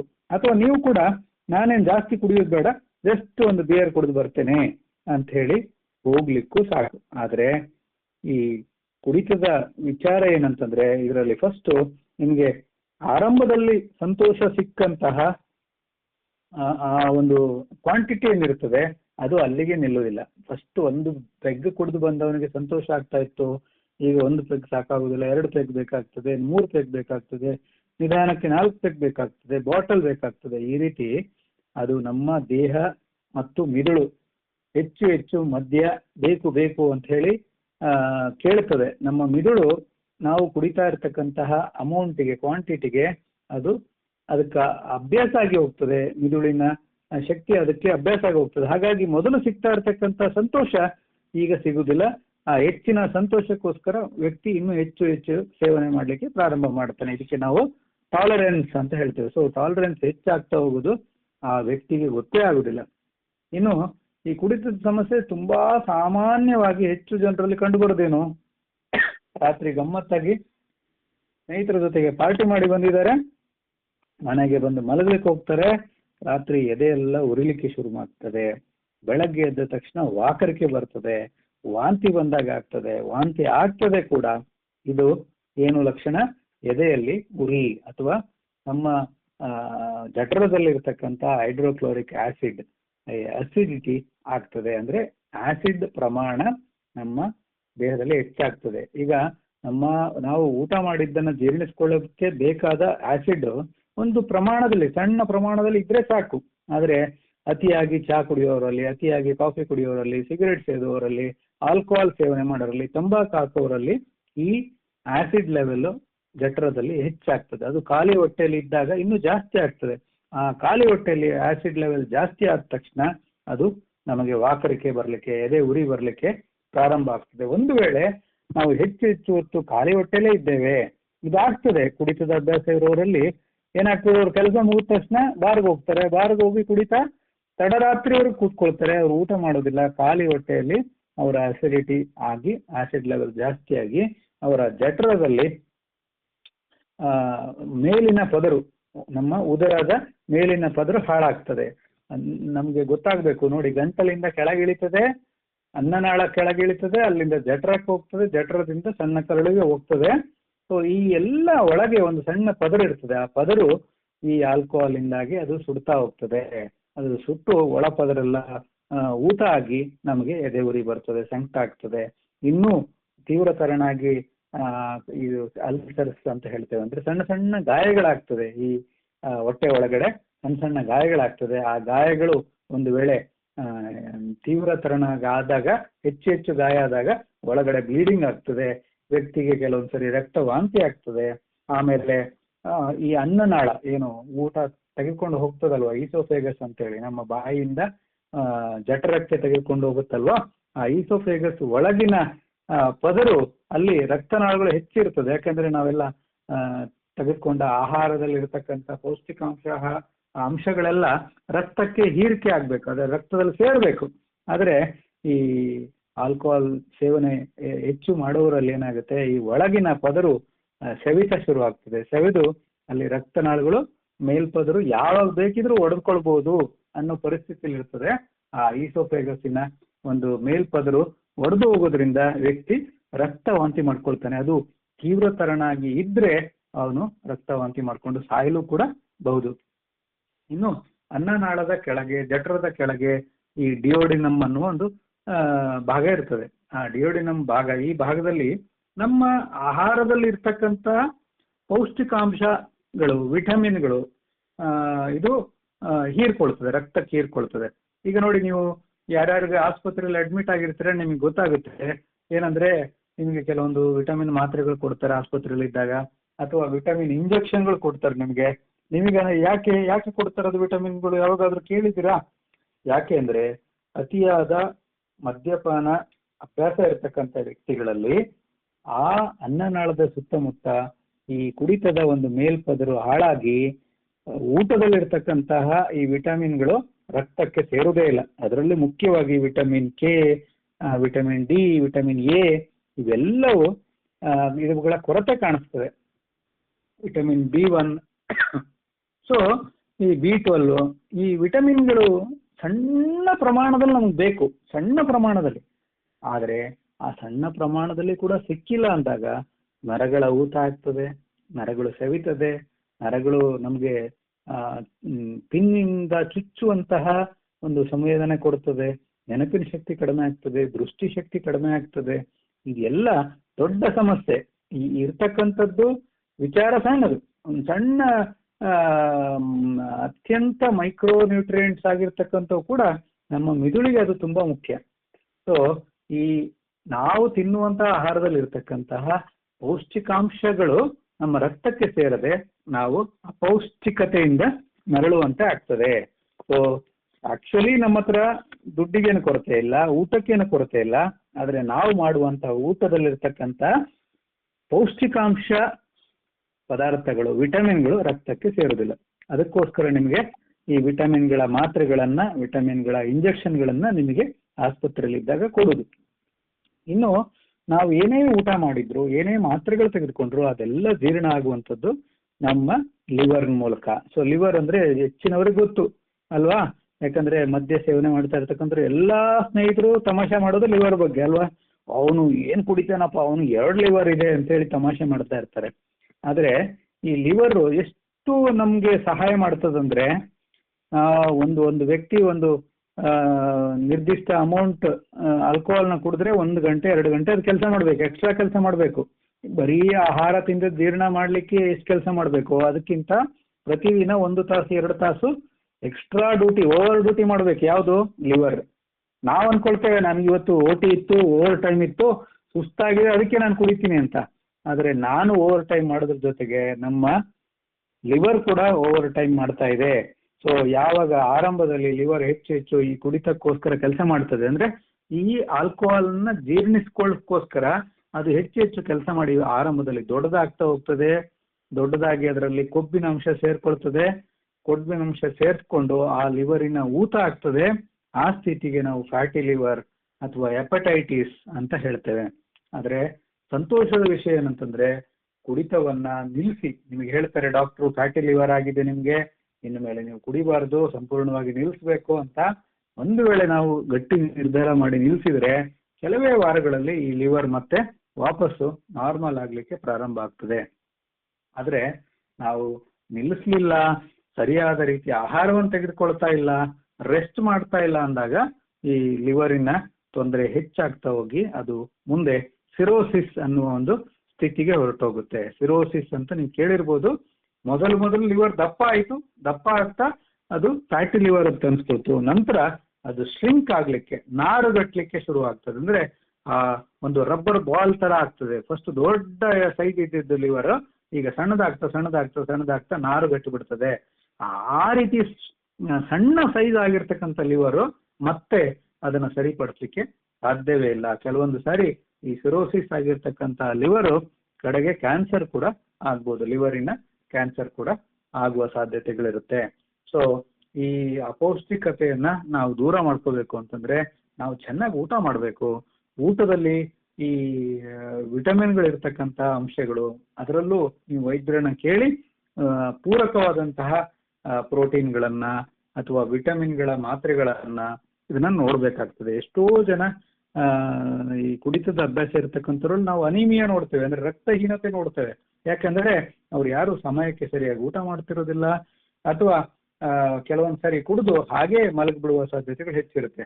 ಸುಮಾರು ಜನ ಆಸ್ಪತ್ರೆಯಲ್ಲಿ ಚಿಕಿತ್ಸೆ ಪಡೆಯುವಾಗ ನಾವು ನೋಡ್ತೇವೆ, ಸರ್ ನಾನು ಈ ಕಳೆದ 2-3 ತಿಂಗಳಲ್ಲಿ ಇಷ್ಟು ಊಟ ಮಾಡಿದ್ದೇ ಇಲ್ಲ, ಈಗ ಆಸ್ಪತ್ರೆಗೆ ಅಡ್ಮಿಟ್ ಆದ್ಮೇಲೆ ನಾನು ಇಷ್ಟು ಊಟ ಮಾಡಿದ್ದು ಅಂತ. ಯಾಕೆ ಅಂತಂದ್ರೆ ಅವರಿಗೆ ಹಸಿವು ಕಡಿಮೆ ಆಗಿರುತ್ತೆ, ಊಟ ನೋಡಿದ್ರೆ ವಾಕರಿಕೆ ಬರ್ತಾ ಇರುತ್ತೆ, ಮನೆಯಲ್ಲಿ ಊಟ ಮಾಡಿ ಎಷ್ಟೋ ದಿನಗಳು ಕಳೆದಿರುತ್ತೆ. ಸೊ ನಾವು ಬದುಕ್ತಾ ಇರೋದು ಒಂದು ಕೆಲಸ ಮಾಡಿಕೊಂಡು ನಮ್ಮ ಹೊಟ್ಟೆ ತುಂಬಿಸ್ಕೊಂಡು ನಮ್ಮ ಮನೆಯವರ ಕಾಳಜಿ ಮಾಡ್ಲಿಕ್ಕೋಸ್ಕರ. ಆದ್ರೆ ನಾವು ದುಡ್ದು ಒಂದು ತುತ್ತು ಊಟವನ್ನು ಮಾಡದೆ ವಾಕರಿಕೆಯಿಂದ ಮಲಗಬೇಕು ಅನ್ನೋ ಪರಿಸ್ಥಿತಿಯನ್ನ ನಾವು ತಂದ್ಕೊಳ್ಳೋದು ಬೇಡ. ನಾವು ಬದುಕಬೇಕು, ನಾವು ಚೆನ್ನಾಗಿ ಬದುಕಬೇಕು, ಆರೋಗ್ಯವಂತರಾಗಿ ಬದುಕಬೇಕಂದ್ರೆ ಈ ಕುಡಿತದಿಂದ ದೂರ ಇರಬೇಕು. ಇನ್ನು ಈ ಜಠರದ ಪಕ್ಕ ಏನು ನಮ್ಮ ಆಹಾರವನ್ನು ತೆಗೆದುಕೊಳ್ಳುವ ಜಠರದ ಪಕ್ಕ ಒಂದು ಪ್ಯಾಂಕ್ರಿಯಾಸ್ ಅಂತ ಇರ್ತದೆ. ಪ್ಯಾಂಕ್ರಿಯಾಸ್ ಅಂದ್ರೆ ಕನ್ನಡದಲ್ಲಿ ನಾವು ಮೇದೋಜೀರಕಾಂಗ ಅಂತ ಹೇಳ್ತೇವೆ. ಈ ಮೇದೋಜೀರಕಾಂಗ ಏನ್ ಮಾಡ್ತಾ ಇರುತ್ತಂದ್ರೆ ನಮ್ಮ ರಕ್ತನಾಳದಲ್ಲಿ ಇರ್ತಕ್ಕಂತಹ ಒಂದು ಸಕ್ಕರೆ ಅಂಶವನ್ನ ನಿಯಂತ್ರಿಸುವಂತಹ ಕೆಲಸವನ್ನು ಅದು ಮಾಡ್ತಾ ಇರುತ್ತೆ. ಇನ್ಸುಲಿನ್ ಅಂತ ಹೇಳ್ತೀವಿ. ಸೊ ಈ ಇನ್ಸುಲಿನ್ ನಮ್ಮ ದೇಹದಲ್ಲಿ ಕೂಡ ಬಿಡುಗಡೆ ಆಗ್ತಾ ಇರ್ತದೆ. ಆ ಪ್ಯಾಂಕ್ರಿಯಾಸ್ ಚೆನ್ನಾಗಿ ಕೆಲಸ ಮಾಡ್ತಾ ಇದ್ರೆ ಏನಾಗುತ್ತೆ, ನಮ್ಮ ರಕ್ತದಲ್ಲಿರ್ತಕ್ಕಂಥ ಶುಗರಿನ ಅಂಶವನ್ನ ನಿಯಂತ್ರಣ ಮಾಡ್ತಾ ಇರುತ್ತೆ. ಆದ್ರೆ ಈ ಕುಡಿತದ ಅಭ್ಯಾಸ ಇರುವವರಲ್ಲಿ ನಾವು ಕಾಮನ್ ಆಗಿ ಏನ್ ನೋಡ್ತೇವೆ ಅಂತಂದ್ರೆ, ನೇರವಾಗಿ ಕುಡಿತದ ಪ್ರಭಾವದಿಂದ ಅಂದ್ರೆ ಮದ್ಯಪಾನದಿಂದ ಅವರ ಪ್ಯಾಂಕ್ರಿಯಾಸ್ ಹಾಳಾಗ್ತದೆ. ಪ್ಯಾಂಕ್ರಿಯಾಸ್ ಅಥವಾ ಮೇದೋಜೀರಕಾಂಗದ ಉರಿಯೂತ ಆಗ್ತದೆ, ಅದರ ಇನ್ಫ್ಲಮೇಷನ್ ಆಗ್ತದೆ. ಸೊ ಯಾವಾಗ ಪ್ಯಾಂಕ್ರಿಯಾಸ್ ಹಾಳಾಗ್ತದೆ ವಿಪರೀತ ಹೊಟ್ಟೆ ನೋವು ಬರ್ತದೆ. ಕೆಲವರಲ್ಲಿ ಅರ್ಜೆಂಟ್ ಎಮರ್ಜೆನ್ಸಿ ಕ್ಯಾಜುಯಾಲಿಟಿಗೆ ಹೊಟ್ಟೆ ನೋವು ಅಂತ ಬರ್ತಾರೆ. ಹೊಟ್ಟೆ ನೋವು ಅಂತ ಬಂದಾಗ ಜೋರಾಗಿ ಸಹಿಸಿಕೊಳ್ಳಾರ್ದಷ್ಟು ಹೊಟ್ಟೆ ನೋವು ಬಂದಾಗ ವೈದ್ಯರು ಸಾಮಾನ್ಯವಾಗಿ ಒಂದು ಪ್ರಶ್ನೆ ಕೇಳ್ತಾರೆ, ಕುಡಿಯೋ ಅಭ್ಯಾಸ ಏನಾದ್ರು ಇದೆಯಾ ಅಂತ. ಯಾಕೆಂದ್ರೆ ಜೋರಾಗಿ ಸಹಿಸಿಕೊಳ್ಳಾರ್ದಂತಹ ಹೊಟ್ಟೆ ನೋವು ಬರುವಂತಹ ಒಂದು ಕಾರಣ ಅದು ಪ್ಯಾಂಕ್ರಿಯಾಟೈಟಿಸ್, ಅಕ್ಯೂಟ್ ಪ್ಯಾಂಕ್ರಿಯಾಟೈಟಿಸ್ ಅಂತ. ಇದನ್ನ ಸಾಮಾನ್ಯವಾಗಿ ಒಂದು ರೀತಿ ಹೆರಿಗೆ ಬೇನೆಗೆ ಹೋಲಿಸ್ತಾರೆ. ಪುರುಷರಲ್ಲಿ ಹೆರಿಗೆ ಬೇನೆಗೆ ಹೋಲಿಸ್ತಾರೆ. ಯಾಕಂದ್ರೆ ಹೆರಿಗೆ ಬೇನೆ ಎಷ್ಟು ತೀವ್ರತರನಾದಂತಹ ನೋವು ಇರ್ತದೆ ಮಹಿಳೆಯರಲ್ಲಿ, ಅದೇ ರೀತಿಯ ನೋವು ಈ ಪ್ಯಾಂಕ್ರಿಯಾಟೈಟಿಸ್ ಅಂದ್ರೆ ಪ್ಯಾಂಕ್ರಿಯಾಸ್ನ ಉರಿಯೂತ ಆಗಿರ್ತಕ್ಕಂಥದ್ದು. ಅದು ಈ ಕುಡಿತದಿಂದ ಆಗುವ ಸಾಧ್ಯತೆ ಇರುತ್ತೆ. ಆಮೇಲೆ ಯಾವಾಗ ಈ ಇನ್ಸುಲಿನ್ ತೊಂದರೆ ಆಗ್ತದೆ ಅಥವಾ ಕುಡಿತದ ಅಭ್ಯಾಸ ಇರೋರಲ್ಲಿ ಈ ಡಯಾಬಿಟಿಸ್ ಅಂದ್ರೆ ಸಕ್ಕರೆ ಕಾಯಿಲೆ ಬರುವಂತಹ ಸಾಧ್ಯತೆ ಸ್ವಲ್ಪ ಹೆಚ್ಚು. ಅದರಲ್ಲೂ ಯಾರಿಗಾದ್ರೂ ಆಲ್ರೆಡಿ ಸಕ್ಕರೆ ಕಾಯಿಲೆ ಇದೆ ಅವ್ರು ಕುಡಿತಾ ಇದ್ದಾರೆ ಅಂದ್ರೆ ಅವರಲ್ಲಿ ಒಂದು ದೊಡ್ಡ ರಿಸ್ಕ್ ಏನಂತಂದ್ರೆ ಅವರಲ್ಲಿ ಹೈಪೋಗ್ಲೈಸಿಮಿಯಾ ಅಂದ್ರೆ ರಕ್ತದಲ್ಲಿ ಸಕ್ಕರೆ ಅಂಶ ಕಡಿಮೆ ಆಗುವಂಥದ್ದು ಸಾಧ್ಯತೆ ಹೆಚ್ಚು. ಯಾಕಂದ್ರೆ ಒಂದು, ಅವರು ಸಮಯಕ್ಕೆ ಸರಿಯಾಗಿ ಊಟ ಮಾಡೋದಿಲ್ಲ. ಎರಡನೇದು, ಮದ್ಯದ ಪ್ರಭಾವದಲ್ಲಿ ಇರೋದ್ರಿಂದ ಅವರು ಅಮಲಲ್ಲೇ ಇದ್ದು ತಮಗೆ ಬೇಕು ಬೇಡಗಳು ಅಂದ್ರೆ ಈಗ ಸಕ್ಕರೆಯ ಮಾತ್ರೆಗಳನ್ನು ತೆಗೆದುಕೊಂಡಿರ್ಬೋದು, ಜೊತೆಗೆ ಊಟನೂ ಮಾಡ್ತಾ ಇಲ್ಲ, ಬರೀ ಕುಡಿದು ಮಲ್ಕೊಳ್ತಾ ಇದ್ದಾರೆ. ಕುಡಿತದಲ್ಲಿ ಹೆಚ್ಚು ದೇಹಕ್ಕೆ ಬೇಕಾದಷ್ಟು ಕ್ಯಾಲರೀಸ್ ಇರುವುದಿಲ್ಲ. ಸೊ ಊಟಕ್ಕೆ ಬೇಕಾದಷ್ಟು ಕಾರ್ಬೋಹೈಡ್ರೇಟ್ಸು, ಪ್ರೋಟೀನ್ಸು ಈ ಕುಡಿತದಲ್ಲಿ ಇರೋದಿಲ್ಲ. ಹಾಗಾಗಿ ಆಲ್ಕೋಹಾಲ್ ಸೇವನೆ ಮಾಡಿ ಆಲ್ರೆಡಿ ಡಯಾಬಿಟಿಕ್ ಇರುವಂಥವ್ರು ಎಷ್ಟೋ ಜನ ಅವರಿಗೆ ಜೀವಾಪಾಯ ಇರ್ತದೆ. ಯಾಕೆಂದ್ರೆ ಹೈಪೋಗ್ಲೈಸಿಮಿಯಾ ಅಂದ್ರೆ ರಕ್ತದಲ್ಲಿ ಶುಗರ್ ಲೆವೆಲ್ ಕಡಿಮೆ ಆಗಿ ಅವರಿಗೆ ಜೀವಕ್ಕೆ ಅಪಾಯ ಆಗುವ ಸಾಧ್ಯತೆ ಇರುತ್ತೆ. ಇನ್ನು ಆಲ್ಕೋಹಾಲ್ ಮತ್ತೆ ಹೃದಯ, ಈ ಹೃದಯ ನಮ್ದು ಚೆನ್ನಾಗಿ ಕೆಲಸ ಮಾಡಬೇಕು ಅಂತಂದ್ರೆ ನಾವು ಕುಡಿತದಿಂದ ದೂರ ಇರಬೇಕು. ಸುಮಾರು ಜನ ಒಂದು ಕನ್ಫ್ಯೂಷನ್ ಅಲ್ಲಿ ಇದ್ದಾರೆ, ದಿನಾ ಸ್ವಲ್ಪ ವೈನ್ ಕುಡಿದ್ರೆ, ದಿನಾ ಸ್ವಲ್ಪ ರಮ್ ಕುಡಿದ್ರೆ ನಮ್ಮ ದೇಹ ಚೆನ್ನಾಗಿರುತ್ತೆ ಅಂತ ಯಾರೋ ಹೇಳ್ತಾರೆ, ನಮ್ಮ ಹೃದಯ ಚೆನ್ನಾಗಿರ್ತದೆ ಅಂತ ಯಾರೋ ಹೇಳ್ತಾರೆ ಅಂತ ಹೇಳಿ. ಅದೆಲ್ಲ ಸುಳ್ಳು. ಯಾಕೆಂತಂದ್ರೆ ರಕ್ತನಾಳಗಳು ಸಂಕುಚಿತಗೊಳ್ತವೆ. ಆಲ್ಕೋಹಾಲಿನ ಪ್ರಭಾವದಿಂದ ರಕ್ತನಾಳಗಳು ಸಂಕುಚಿತಗೊಳ್ತದೆ. ಆ ರಕ್ತನಾಳಗಳು ಸಂಕುಚಿತಗೊಳ್ತವೆ. ಜೊತೆಗೆ ಈ ಹೃದಯದ ಒಂದು ಗೋಡೆಗಳೇನಿರ್ತದೆ ಆ ಗೋಡೆಗಳು ಸವಿತಾ ಹೋಗ್ತದೆ ಮೊದಲು ಆರಂಭದಲ್ಲಿ. ಆಮೇಲೆ ಅದು ಹೃದಯ ಹೆಚ್ಚು ಕೆಲಸ ಮಾಡಬೇಕಾಗುತ್ತೆ. ಈ ರೀತಿಯ ತೊಂದರೆಯಿಂದ ಹೆಚ್ಚು ಕೆಲಸ ಮಾಡಲಿಕ್ಕೆ ಅದು ಕಷ್ಟಪಟ್ಟು ಏನಾಗುತ್ತೆ, ಹೃದಯದ ಸೈಜ್ ದೊಡ್ಡದಾಗ್ತದೆ. ಅದಕ್ಕೆ ಕಾರ್ಡಿಯೋಮಯೋಪತಿ ಅಂತ ಹೇಳ್ತೇವೆ. ಆಕ್ಚುಲಿ ನಾವು ನಾರ್ಮಲ್ ಆಗಿ ದೊಡ್ಡ ಹೃದಯದವನು ಅಥವಾ ಹೃದಯವಂತ ಅಂತ ಹೇಳೋದು ಯಾವುದಕ್ಕೆ, ವಿಶಾಲ ಹೃದಯ ಇರೋನು ಅಂತ. ಆದ್ರೆ ಈ ಆಲ್ಕೋಹಾಲಿಕ್ಸ್, ಅತಿಯಾದ ಮದ್ಯಪಾನ ಮಾಡೋರು ಕೂಡ ಒಂದು ವಿಶಾಲ ಹೃದಯ ಉಳ್ಳವರು. ಯಾಕೆ ಅಂದ್ರೆ ಅವರ ಹೃದಯ ಈಗ ಕೆಲಸ ಸರಿಯಾಗಿ ಮಾಡದೆ ಸೈಜ್ ದೊಡ್ಡದಾಗಿ ಅವರಿಗೆ ಹೃದಯ ಸಂಬಂಧಿ ಕಾಯಿಲೆಗಳು ಬರುವ ಸಾಧ್ಯತೆ ಇರುತ್ತೆ. ಇನ್ನು ಪದೇ ನಾವು ಮದ್ಯ ಸೇವನೆ ಮಾಡ್ತಾ ಇರ್ತಕ್ಕಂಥವರಲ್ಲಿ ನಾವು ನೋಡ್ತಾ ಇರ್ತೇವೆ, ಅವರು ಕುಡಿತದಿಂದ ನನಗೇನು ತೊಂದರೆ ಆಗಿಲ್ಲ ಅಂತ ಹೇಳ್ಕೊಳ್ಬಹುದು. ಆದ್ರೆ ಅವರು ಕೆಮ್ಮು, ಶೀತ, ವಾಕರಿಕೆ, ವಾಂತಿ, ಲೂಸ್ ಮೋಷನ್, ಹೊಟ್ಟೆ ನೋವು, ತಲೆನೋವು, ಈ ರೀತಿ ಬೇರೆ ಬೇರೆ ಕಾಯಿಲೆಗಳಿಂದ ಪದೇ ಆಸ್ಪತ್ರೆಗೆ ಅಡ್ಮಿಟ್ ಆಗ್ತಾ ಇರ್ತಾರೆ. ಒಂದು ಸರಿ TB ಬಂತು, ಒಂದ್ಸರಿ ಡೆಂಗು ಬಂತು, ಒಂದ್ಸರಿ ಹೊಟ್ಟೆ ನೋವು ಆಯ್ತು, ಒಂದ್ಸರಿ ನ್ಯೂಮೋನಿಯಾ ಆಯ್ತು ಅಂತ. ಮೇಲ್ನೋಟಕ್ಕೆ ಅವ್ರು ಏನ್ ಅನ್ಕೊಳ್ತಿರ್ತಾರೆ, ನನಗೆ ಕುಡಿತದಿಂದ ಏನು ತೊಂದರೆ ಇಲ್ಲ ಅಂತ. ಆದ್ರೆ ನಿರಂತರವಾಗಿ ಕುಡಿಯೋದ್ರಿಂದ, ಮದ್ಯ ಸೇವನೆ ಮಾಡೋದ್ರಿಂದ ರೋಗ ನಿರೋಧಕ ಶಕ್ತಿ ಕಡಿಮೆ ಆಗ್ತದೆ. ಸೊ ರೋಗ ನಿರೋಧಕ ಶಕ್ತಿ ಕಡಿಮೆ ಆಗೋದ್ರಿಂದ ಆ ವ್ಯಕ್ತಿಗೆ ಸೋಂಕುಗಳು ಬರುವ ಸಾಧ್ಯತೆ ಹೆಚ್ಚಾಗ್ತದೆ. ಸೊ ನಿಮ್ಗೆ ಅರ್ಥ ಆಗ್ಬೇಕು, ಯಾವ ವ್ಯಕ್ತಿಗೆ ರೋಗ ನಿರೋಧಕ ಶಕ್ತಿ ಕಡಿಮೆ ಇದೆ ಆ ವ್ಯಕ್ತಿಗೆ ಬೇಗ ಯಾವ್ದಾದ್ರು ಇನ್ಫೆಕ್ಷನ್ಗಳು ಬರುವ ಸಾಧ್ಯತೆ ಹೆಚ್ಚು. ಸೊ ಅದು ನಾವು ಗಮನಿಸ್ಕೊಳ್ಬೇಕು. ಕುಡಿತದ ಅಭ್ಯಾಸ ಇರೋರಲ್ಲಿ ರೋಗ ನಿರೋಧಕ ಶಕ್ತಿ ಕಡಿಮೆ. ಇನ್ನು ಲೈಂಗಿಕ ದುರ್ಬಲತೆ. ಸುಮಾರು ಜನರಿಗೆ ಒಂದು ತಪ್ಪು ಕಲ್ಪನೆ ಏನಿದೆ ಅಂತಂದ್ರೆ, ಯಾರಿಗಾದ್ರೂ ಲೈಂಗಿಕ ಸಂಬಂಧ ತೊಂದರೆಗಳಿದೆ ಅಥವಾ ಆಸಕ್ತಿಯ ಕೊರತೆ ಇದೆ, ಯಾರು ಅವ್ರಿಗೆ ನಿಮಿರುವಿಕೆ ಸಮಸ್ಯೆಗಳಿದೆ ಅಂದಾಗ ಸಾಮಾನ್ಯವಾಗಿ ಅವರ ಸ್ನೇಹಿತರ ವರ್ಗದಲ್ಲಿ ಒಂದು ಪೆಗ್ ಹಾಕೋ, ಸರಿ ಹೋಗ್ತದೆ, ಇಂಟ್ರೆಸ್ಟ್ ಬರ್ತದೆ ಅಂತೆಲ್ಲ ಹೇಳಿ ಅವ್ರಿಗೆ ಪ್ರಚೋದನೆ ಮಾಡೋದು ಸಾಧ್ಯತೆ ಇರುತ್ತೆ. ಆದರೆ ಈ ಕುಡಿತ ಏನ್ ಮಾಡ್ತದೆ ಅಂದ್ರೆ ನೇರವಾಗಿ ವೃಷಣಗಳ ಮೇಲೆ ಪ್ರಭಾವ ಬೀರೋದ್ರಿಂದ ನಿರಂತರವಾಗಿ ಮದ್ಯಪಾನ ಮಾಡುವಂತ ವ್ಯಕ್ತಿಗಳಲ್ಲಿ ನಪುಂಸಕತ್ವ ಉಂಟು ಮಾಡುವಂತ ಸಾಧ್ಯತೆ ಇರುತ್ತೆ. ಲೈಂಗಿಕ ಆಸಕ್ತಿ ತಾತ್ಕಾಲಿಕವಾಗಿ ಕೆರಳಿದಂತೆ ಮಾಡಿದ್ರು ಕೂಡ ಸರಿಯಾದ ಲೈಂಗಿಕ ನಿರ್ವಹಣೆ ಮಾಡಲಿಕ್ಕೆ ಆಗದೆ ಹಲವಾರು ದಂಪತಿಗಳಲ್ಲಿ ಈ ಕುಡಿತದಿಂದಾಗಿ ಅವರಲ್ಲಿ ದಾಂಪತ್ಯ ವಿರಸ ಉಂಟಾಗುವುದನ್ನು ನಾವು ನಿತ್ಯ ಆಸ್ಪತ್ರೆಯಲ್ಲಿ ನೋಡ್ತಾ ಇರ್ತೇವೆ. ಅದರಲ್ಲೂ ಯಾರಿಗೆ ಈ ಸಿರೋಸಿಸ್ ಎಲ್ಲ ಆಗ್ತದೆ, ನಂತರ ಅವರಲ್ಲಿ ಕೆಲವು ಹಾರ್ಮೋನ್ಗಳ ಏರುಪೇರಾಗಿ ಗೈನಕೋಮ್ಯಾಸ್ಟಿಯಾ ಅಂದ್ರೆ ಪುರುಷರಲ್ಲಿ ಈ ಸ್ತನಗಳ ದೊಡ್ಡದಾಗುವಿಕೆಯನ್ನು ಕೂಡ ನಾವು ಕಾಣ್ತೇವೆ. ಪುರುಷರಲ್ಲೂ ಮತ್ತು ಮಹಿಳೆಯರಲ್ಲೂ ಕುಡಿತದ ಅಭ್ಯಾಸ ಇರುವವರಲ್ಲಿ ಇನ್ಫರ್ಟಿಲಿಟಿ, ಮಕ್ಕಳ ಆಗದೆ ಇರುವಂತಹ ಒಂದು ಸಮಸ್ಯೆಯನ್ನು ನಾವು ಕಾಣ್ತೇವೆ. ಕೆಲವರಲ್ಲಿ ನಾವು ನೋಡ್ತಾ ಇರ್ತೇವೆ, ಯಾಕಪ್ಪ ಕುಡಿತೀರಿ ಅಂತ ಕೇಳಿದಾಗ ಅವ್ರು ಹೇಳ್ತಾ ಇರ್ತಾರೆ, ಇಲ್ಲ ಸರ್ ನಮ್ಗೆ ಮಕ್ಕಳಾಗಿಲ್ಲ, ಅದು ಬೇಜಾರಾಗ್ತಿದೆ, ಆ ಬೇಜಾರಲ್ಲಿ ಕುಡಿತೇವೆ ಅಂತ. ಆದ್ರೆ ವಾಸ್ತವದಲ್ಲಿ ನಮಗೆ ಮಕ್ಕಳ ಆಗದೆ ಇರುವಂತಹ ಒಂದು ಸಮಸ್ಯೆ ಕುಡಿತದಿಂದ ಕಡಿಮೆ ಆಗುದಿಲ್ಲ, ಕುಡಿತದಿಂದ ಇನ್ನು ಹೆಚ್ಚಾಗ್ತದೆ. ಅಕಸ್ಮಾತ್ ಏನಾದರೂ ಮಕ್ಕಳಾಗುವ ಸಾಧ್ಯತೆಗಳು ಇದ್ರೆ ಕೂಡ ನಾವು ಈ ಮದ್ಯಪಾನದಿಂದ ಆ ಒಂದು ಚಾನ್ಸಸ್ ಅನ್ನ ನಾವು ಕಡಿಮೆ ಮಾಡ್ಕೊಳ್ತಾ ಇದ್ದೀವಿ ಅಂತ ತಿಳ್ಕೊಳ್ಬೇಕು. ಹಾಗಾಗಿ ಲೈಂಗಿಕ ದುರ್ಬಲತೆ ನಾವು ಕುಡಿತದಿಂದ ಸಹಾಯ ಮಾಡ್ಕೊಳ್ಳಿಕ್ಕಾಗುದಿಲ್ಲ, ಅದು ಇನ್ನು ಜಾಸ್ತಿ ಆಗಬಹುದು ಅಂತ ನಾವು ಮನದಟ್ಟು ಮಾಡ್ಬೇಕಾಗ್ತದೆ ಯಾರ್ಯಾರು ಕುಡಿತಾ ಇದ್ದಾರೆ. ಇನ್ನು ಕುಡಿತದ ಅಭ್ಯಾಸ ಇರುವಂತವ್ರು ಸುಮಾರು ಜನ ಹೇಳ್ತಾರೆ ಏನಂದ್ರೆ, ನಾವು ಗಟ್ಟಿ ಕೆಲಸ ಮಾಡ್ತೀವಿ, ನಾವು ಕಲ್ಲಿನ ಕೆಲಸ ಮಾಡ್ತೀವಿ, ನಾವು ಕೂಲಿ ಕೆಲಸ ಮಾಡ್ತೀವಿ, ನಾವು ಕೆಲಸ ಮಾಡೋರಿಗೆ ನಮಗೆ ಕುಡಿತ ಬೇಕೇ ಬೇಕು ಅಂತ ಹೇಳಿ ವಾದ ಮಾಡ್ತಾ ಇರ್ತಾರೆ. ನೀವು ತಿಳ್ಕೊಳ್ಬೇಕಾಗಿರೋದು ವಿಚಾರ ಏನಂತಂದ್ರೆ, ಕುಡಿತ ಅಭ್ಯಾಸ ಇರುವಂತವ್ರು ನಿಧಾನಕ್ಕೆ ನಿಮ್ಮ ಮೂಳೆಗಳ ಸಾಂದ್ರತೆ ಕಡಿಮೆ ಆಗ್ತದೆ, ಮೂಳೆಗಳ ಸವೆತ ಶುರು ಆಗ್ತದೆ.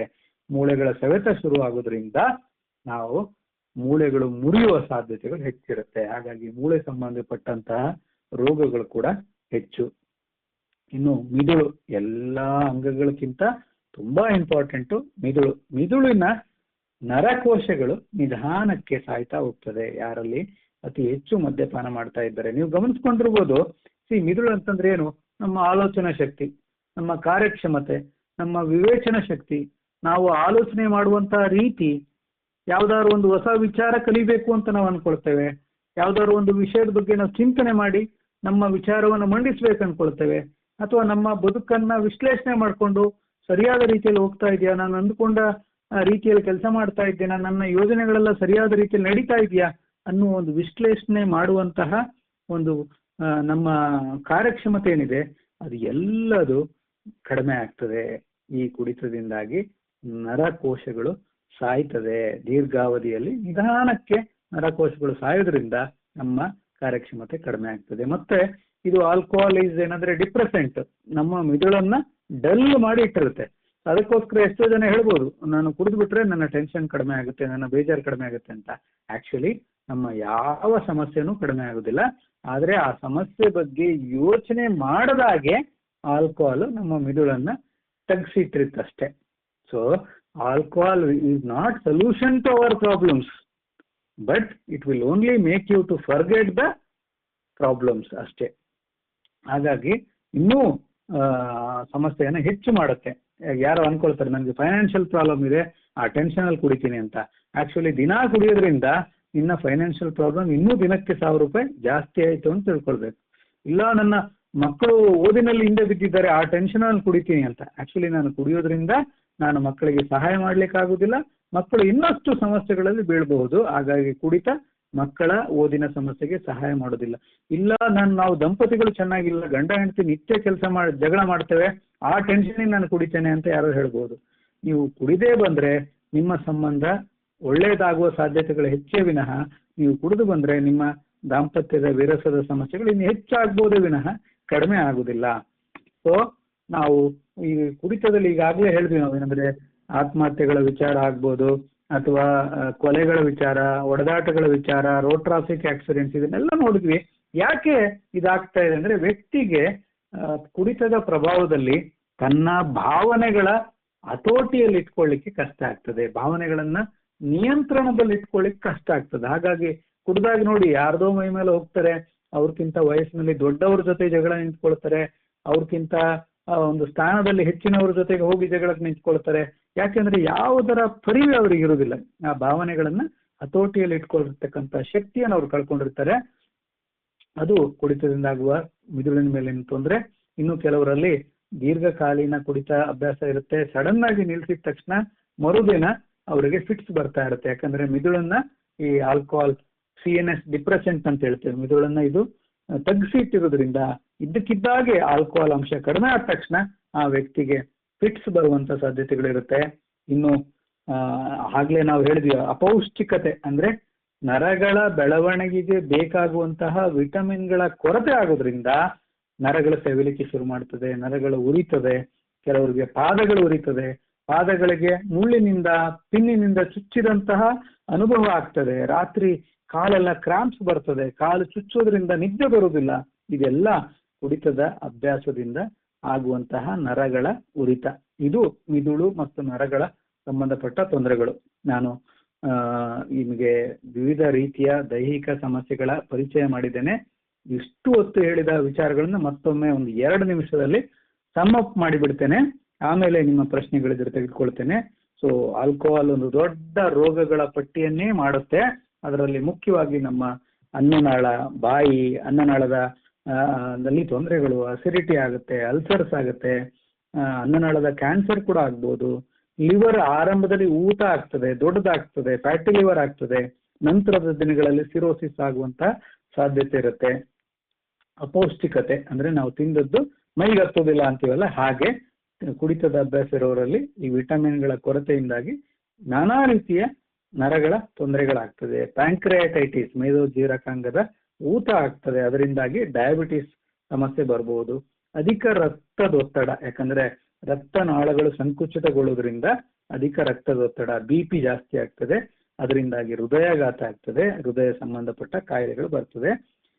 ಕುಡಿತದ ಅಭ್ಯಾಸ ಇರೋದ್ರಿಂದ ರೋಗ ನಿರೋಧಕ ಶಕ್ತಿ ಕಡಿಮೆ ಆಗಿ ಹೆಚ್ಚು ಹೆಚ್ಚು ಇನ್ಫೆಕ್ಷನ್ಸ್, ಸೋಂಕುಗಳು ಬರುವ ಸಾಧ್ಯತೆ ಹೆಚ್ಚಿರ್ತದೆ. ಕುಡಿಯೋರಲ್ಲಿ ಲೈಂಗಿಕ ಆಸಕ್ತಿ ಕಡಿಮೆ ಆಗಿ ಲೈಂಗಿಕ ದೌರ್ಬಲ್ಯತೆ ಉಂಟಾಗುವ ಸಾಧ್ಯತೆಗಳು ಇರುತ್ತೆ ಅಂತ ನಾವು ತಿಳ್ಕೊಂಡ್ವಿ. ಹಾಗೆ ಇದೇನು ಮೂಳೆಗಳ ಸವೆತದಿಂದ, ಆಸ್ಟಿಯೋಪೊರೋಸಿಸ್ ಅಂತ ಹೇಳ್ತೇವೆ, ಮೂಳೆಗಳ ಸವೆತದಿಂದಾಗಿ ಅವರು ಬಿದ್ದಾಗ ಬೇಗನೆ ಫ್ರಾಕ್ಚರ್ ಆಗುವಂಥದ್ದು, ಪೆಟ್ಟಾಗುವಂಥದ್ದು ಆಗುತ್ತೆ.